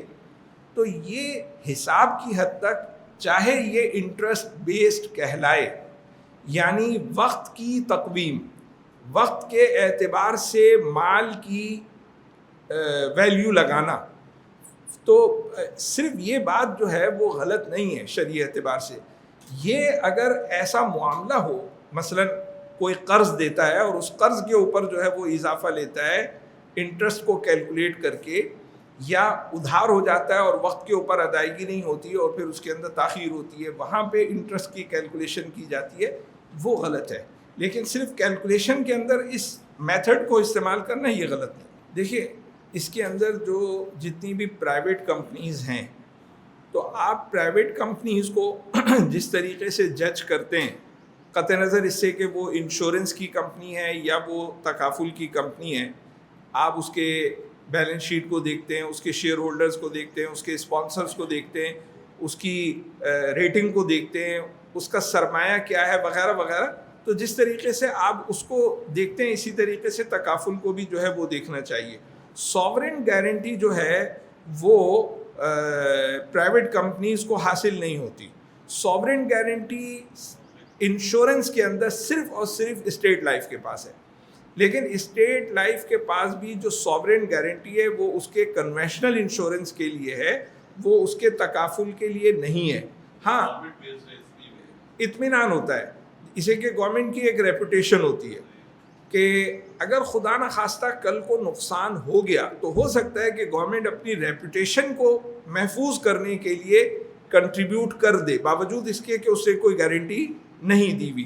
تو اس طرح ہو سکتا ہے۔ تو یہ تو بات صحیح ہے کہ آپ کا ایک اطمینان جو ہے وہ ایک ساورن ادارے کے اوپر زیادہ ہوتا ہے اور ایک پرائیویٹ ادارے پہ کم ہوتا ہے، لیکن پرائیویٹ ادارے بھی کام کر رہے ہیں۔ میں نے عرض کیا ہمارے یہاں سرپلس ہے، وہ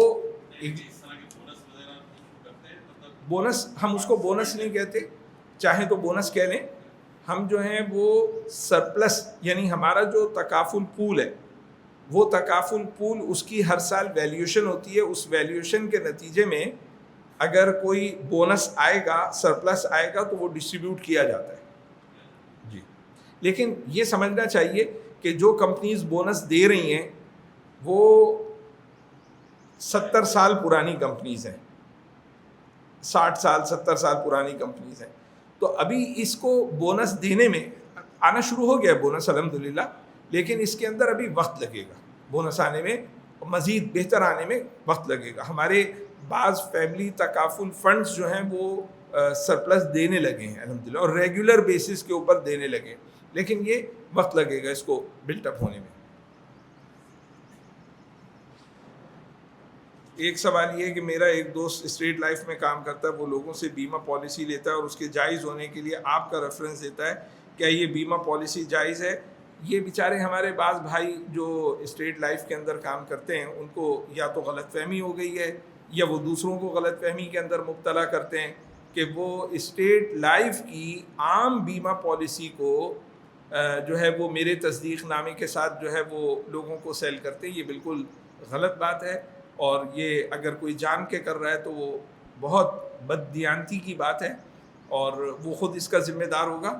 تکافل بالکل الگ ہے، وہ الگ ڈویژن ہے، اور عام انشورنس اسٹیٹ لائف کا وہ بالکل الگ ہے. اس کے بارے میں کسی نے کوئی فتویٰ نہیں دیا، کسی نے کوئی تصدیق نہیں کی، میں نے بھی کوئی تصدیق نہیں کی.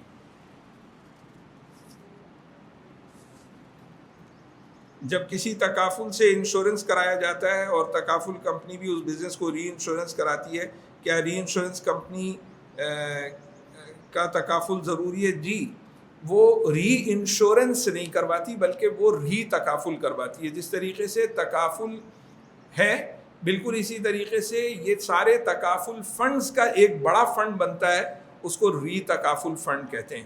جتنی بھی پاکستان کے اندر تکافل کمپنیز تکافل آپریشنز کام کر رہے ہیں یہ کنونشنل ری انشورنس نہیں کرواتے. اگر کبھی کسی ضرورت کی وجہ سے کروایا جائے گا تو وہ تکافل کے تحت نہیں ہوگا اور اس کو جو ہے وہ ڈسکلوز کیا جائے گا. اگر لی ہوئی پالیسی درمیان میں چھوڑ دی جائے تو صرف اصل رقم ملتی ہے یا اس وقت کا نفع بھی ملتا ہے؟ میں نے عرض کیا کہ اگر تو وہ جنرل انشورنس کے اندر ہے، جنرل تکافل کے اندر ہے، تو پھر تو اس کے اندر جو ہے وہ جو رقم آپ کی کنٹریبیوٹ ہو گئی وہ نہیں ملتی آپ کو، وہ تو فنڈ کے اندر چلی گئی، وہاں صرف اور صرف نقصان ملتا ہے.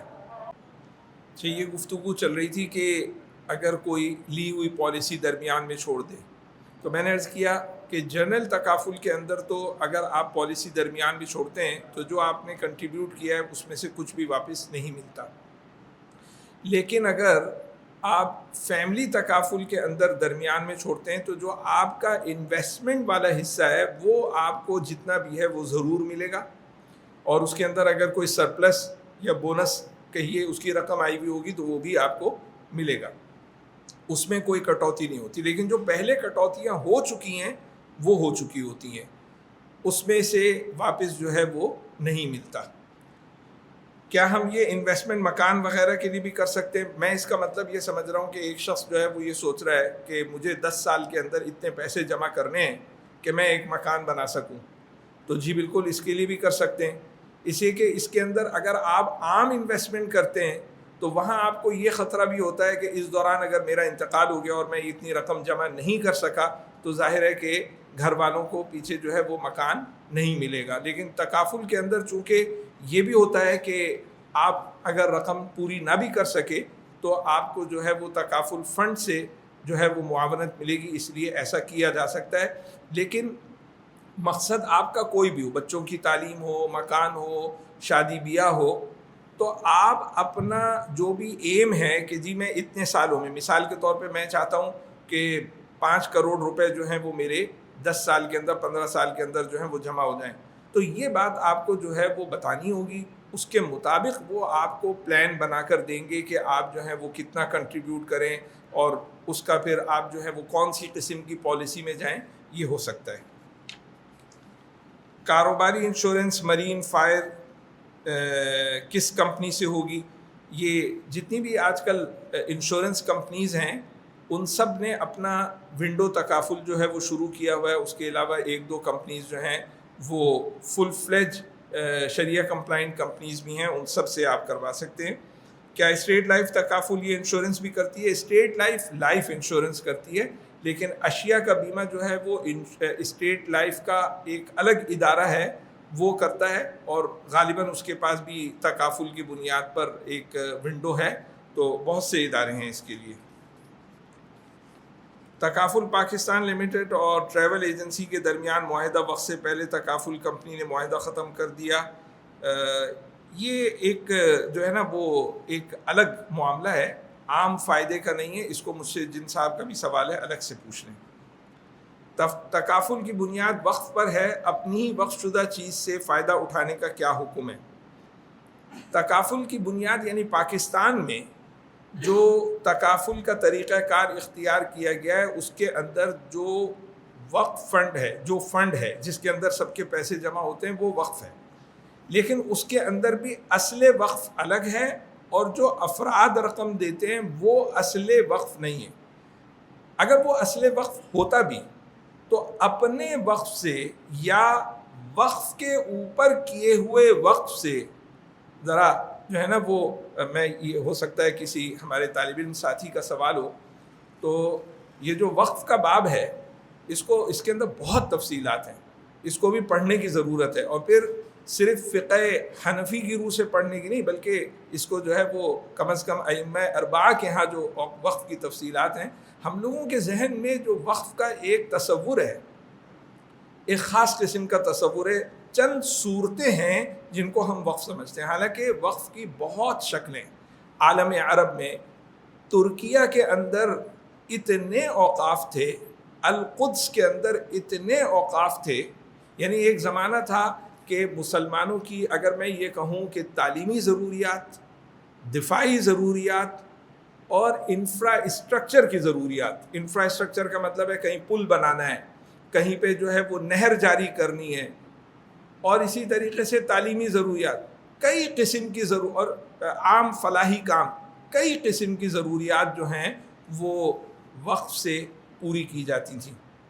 حال میں ایک عراق کے عالم ہیں، اور وہ آج کل ترکیہ کے اندر ایک تعلیمی ادارے کے سربراہ ہیں، ان سے گفتگو کا موقع ملا۔ وہ ماشاءاللہ انسائکلوپیڈیا تھے اوقاف کے اوپر، اور انہوں نے اوقاف کے بارے میں جو پرانے تاریخی اوقاف ہیں ان کے بارے میں، خاص طور پہ جو ہے وہ ترکی سلطنت کے دوران، اور اسی طریقے سے اس سے پہلے حرمین کے لیے، اور اسی طریقے سے القدس کے لیے جو اوقاف تھے، ان کے بارے میں انہوں نے تفاصیل جمع کی، عقل دنگ رہ گئی۔ اور اس کے اندر جو مینجمنٹ تھی، جو اس کے اندر جو ہے وہ کیا نام ہے اس کی دستاویزی ثبوت تھا، کس طریقے سے ڈاکیومنٹیشن ہوتی تھی، سبحان اللہ۔ یہ وہ دور تھا جو اب ہمارے سامنے نہیں رہا، اور ہم جو ہیں وہ یہ سمجھتے ہیں کہ شاید مینجمنٹ جو ہے وہ انہی لوگوں کو آتی ہے، حالانکہ یہیں سے ان لوگوں نے جو ہے وہ سیکھی ہے۔ اس وقت کی مینجمنٹ کیسے، یعنی صرف اتنی سی بات کہ وہ فائلنگ کیسے کرتے تھے، سبحان اللہ، کمال ہے۔ اور ان کے رموز کیا تھے، علامات کیا تھیں، کس چیز کے لیے کیا وہ علامت استعمال کرتے تھے۔ خیر، تو بہت قسم کے اوقاف ہوتے ہیں۔ تو اوقاف کے اندر یقیناً ایسا بھی ہو سکتا ہے کہ ایک آدمی جو ہے وہ اپنے خاندان کے فائدے کے لیے وقف بنائے، وقف ضروری بنائے، تو اوقاف کے اندر بہت توسع ہے۔ تو بہرحال یہاں پر جو وقف ہوتا ہے، اس کے اندر جو تبرعات ہیں، یہ تبرعات علل وقف ہیں، یہ اصل وقف نہیں ہے، اس لیے کہ اصل وقف کو استعمال و صرف نہیں کیا جا سکتا۔ تو یہ ایک وقف بنا ہوا ہے، وقف صرف اس ضرورت سے بنایا گیا ہے تاکہ ایک ایسی شخصیت ہو جو اعتباری ہے، جس کے اندر تملیک و تملک کی صلاحیت ہے، جس کا بقا ہے، تاکہ یہ اشکال نہ ہو کہ دینے والے کی ملکیت میں رہا پیسہ۔ اگر کوئی فیملی تکافل بطور انویسٹمنٹ شامل ہو تو اس میں کوئی قباحت ہے یا نہیں؟ کوریج مقصود نہیں بلکہ انویسٹمنٹ ہے۔ اصل میں پھر اس کے اندر کوئی قباحت نہیں ہے، اس کے اندر بھی فائدہ ہوتا ہے، پھر اس میں کوریج جو ہے نا وہ بہت تھوڑی سی ہوتی ہے، اس لیے کہ کوریج تو رکھنی ضروری ہے، ورنہ وہ جو ہے وہ انویسٹمنٹ پالیسی کہلائے گی، پھر اس کے اوپر جو قواعد ضوابط ہیں، اس کے جو ٹیکس وغیرہ کے ایشوز ہیں، وہ انویسٹمنٹ پالیسی کے ہوں گے، جیسے کہ اس میں ہوتے ہیں، میوچل فنڈز کے اندر ہوتے ہیں۔ لیکن اگر آپ جو ہیں وہ لیں گے تکافل کمپنی سے، تو اس کے اندر کچھ نہ کچھ جو ہے وہ کوریج ہوگا. انویسٹمنٹ آپ بڑی رکھ سکتے ہیں, آپ کی مرضی ہے کہ آپ جو ہے وہ بنیادی طور پہ آپ انویسٹمنٹ چاہتے ہیں, ہو سکتا ہے. کرپٹو کرنسی کی بحث چھڑ گئی ہے تو اس وقت تو موضوع نہیں ہے. میرا ایک دوست اسٹیٹ لائف میں کام کرتا ہے, وہ لوگوں سے بیمہ پالیسی لیتا ہے. چاہیے تو ہو گیا.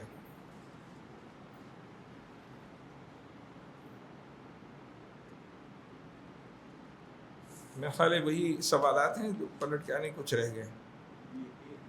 جی, تکافل میں ہم کلائنٹ کو منافع کا کیسے معلوم ہوگا؟ یہ اپنا سرمایہ کہاں انویسٹ کرتے ہیں؟ کلائنٹ کو آن لائن اس کے متعلق معلوم ہو سکتا ہے. جی یوسف صاحب, یہ جو معلومات ہیں, کوئی بھی کمپنی ہو تو وہ کمپنی جو ہے وہ اپنی ویب سائٹ کے اوپر معلومات جو ہے وہ دیتی ہے. باقی یہ انویسٹمنٹ کہاں کرتی ہیں یہ تکافل کمپنیز؟ عام طور پہ یہ 2-3 ہی جگہوں پہ انویسٹمنٹ کرتی ہیں. ایک تو گورنمنٹ صکوک کے اندر انویسٹمنٹ کرتی ہیں, اسلامی بینکوں کے COIs کے اندر یعنی سرٹیفکیٹ آف انویسٹمنٹ کے اندر یہ انویسٹمنٹ کرتے ہیں.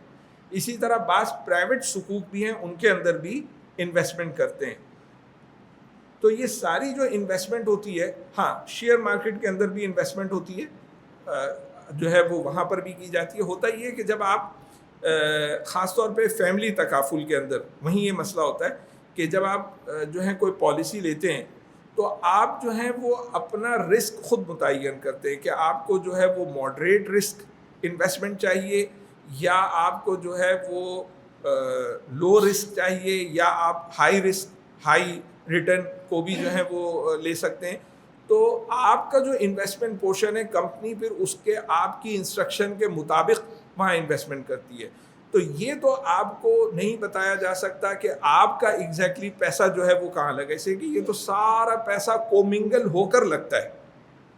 تو اگر یہ پیسہ جو ہے وہ صکوک میں لگا ہے تو جتنا فیصد پیسہ جو ہے وہ صکوک میں لگا ہے, آپ کا اس پیسے میں جتنا فیصد ہے آپ کا بھی وہاں لگا ہوا ہے. لیکن بنیادی طور پہ یہی ہے. تو ساری شریعہ کمپلائنٹ ہونا ضروری ہے, اس کے بغیر ہو ہی نہیں سکتا. ناممکن ہے کہ کوئی تکافل کمپنی ہو اور وہ کسی غیر اسلامی طریقے کے مطابق جو ہے وہ انویسٹمنٹ کرے, ممکن نہیں. بس یہیں پہ اکتفا کرتے ہیں.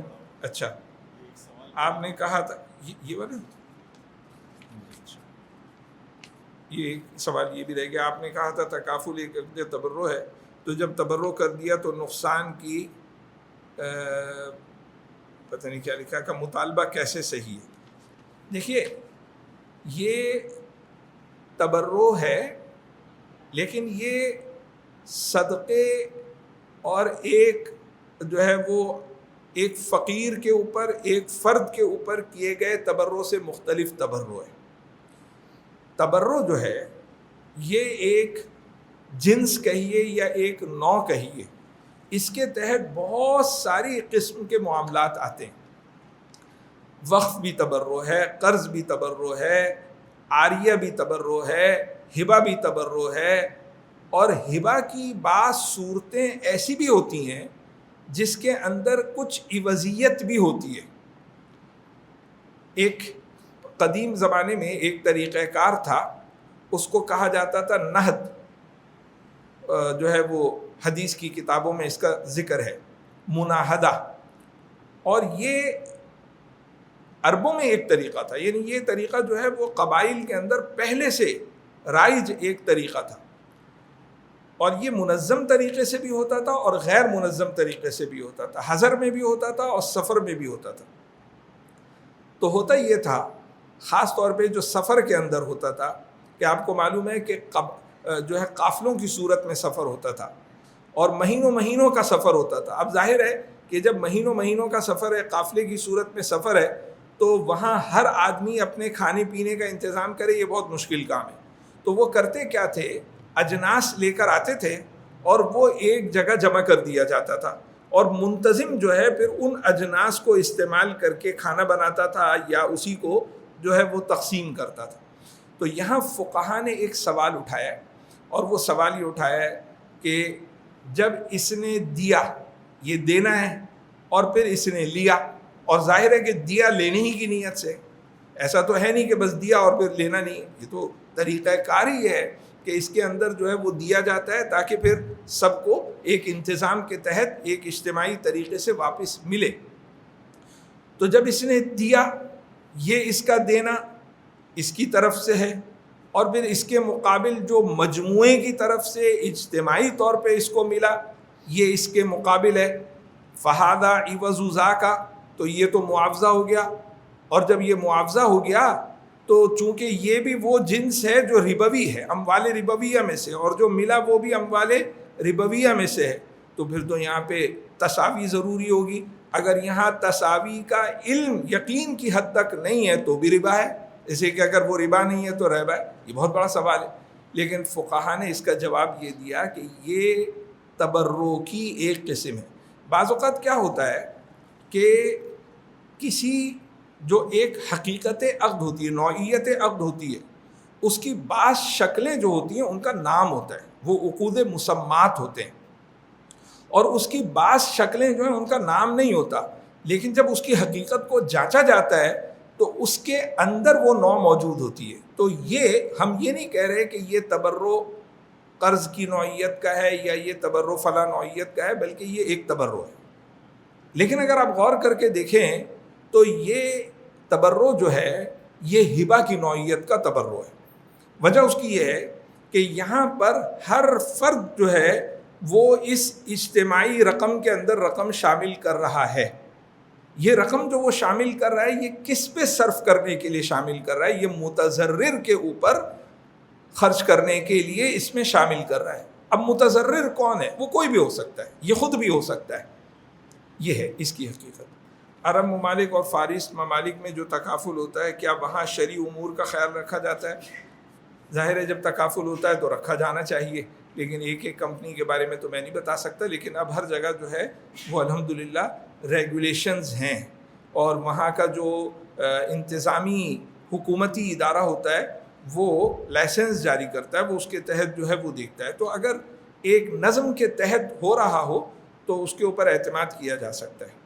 جزاکم اللہ۔ حضرت مولانا مفتی حسان کلیم صاحب، آپ کے ہم انتہائی شکر گزار ہیں کہ انتہائی قیمتی اوقات میں سے وقت نکالا، اور اقتصادی کئی موضوعات ہمارے ذہن میں ہیں اور آپ کو ہم زحمت دیتے رہیں گے انشاءاللہ تعالی۔ جیسے کہ آپ نے ابھی ذکر کیا کہ ربا اور انٹرسٹ میں کیا فرق ہے، اور ظاہر سی بات ہے زیادہ تر لوگ تو سمجھتے ہیں کہ یہ دونوں ایک ہی چیز ہیں۔ اسی طریقے سے اسلامک بینکنگ پر بھی آپ سے انشاءاللہ گفتگو کروائیں گے، اور آج کل جو کرپٹو کرنسی کے حوالے سے جو بحث چھڑی ہوئی ہے انشاءاللہ اس پر بھی آپ سے گفتگو کروائیں گے۔ نیکسٹ ہمارا درس قرآن و حدیث انشاءاللہ تعالی اتوار 9 اگست کو یہیں القرآن کورسز سینٹر میں منعقد ہوگا۔ میں جناب مفتی صاحب سے گزارش کروں گا کہ دعا کریں اور نشست کا ہم اختتام کرتے ہیں۔ بسم اللہ الرحمن الرحیم، الحمدللہ رب العالمین، والصلاة والسلام علی سید المرسلین وعلی آلہ وصحبہ اجمعین۔ اللہم لک الحمد حمدا دائما مع دوامک، ولک الحمد حمدا خالدا مع خلودک، ولک الحمد زینت عرشک ومداد کلماتک۔ اللہم یا رب لک الحمد کما ینبغی لجلال وجہک وعظیم سلطانک۔ اللہم صلی علی سیدنا وعلی آل سیدنا محمد بن عبد اللہ القائم بحق اللہ، ما ضاق امر الا فرجہ اللہ بعدد خلقک ورضا نفسک وزنت عرشک ومداد کلماتک، عدد قطر الامطار وورق الاشجار، عدد ما اظلم علیہ اللیل وما اشرق علیہ النہار، کلما ذکرہ الذاکرون وکلما غفل عن ذکرہ الغافلون۔ یا اللہ اپنے فضل و کرم سے، اپنی مہربانی سے ہمارا یہاں پر جمع ہونا بیٹھنا اس کو قبول فرمائیے۔ یا اللہ اس کو میزان حسنات کا حصہ بنا دیجیے۔ یا اللہ جو باتیں درست ہوئیں یا اللہ ان کو حسنات میں شمار فرمائیے، جو ہم سے غلطی ہوئی یا اللہ اس کی اصلاح فرما دیجیے۔ یا اللہ اپنے فضل و کرم سے، اپنی مہربانی سے ہمیں دین کی صحیح فہم عطا فرمائیے اور اس کے اوپر عمل کی توفیق عطا فرما دیجیے۔ زندگی جتنی باقی ہے ہر لمحے کو خیر میں اضافے کا ذریعہ بنائیے، اور موت کو تمام شرور و آفات سے نجات کا ذریعہ بنائیے۔ یا اللہ القرآن کورسز اور اس طرح کے جتنے بھی دینی کام ہیں یا اللہ ان کو درست طریقے سے کام کرنے کی توفیق عطا فرمائیے، ان کو مقبول خدمات کے اندر یا اللہ اور ان کے اثرات کو تا قیامت جاری رکھنے والا بنا دیجیے۔ یا اللہ اپنے فضل و کرم سے، اپنی مہربانی سے، یا اللہ اپنے فضل و کرم اور اپنی مہربانی سے ہم سب کو عافیت دارین عطا فرمائیے۔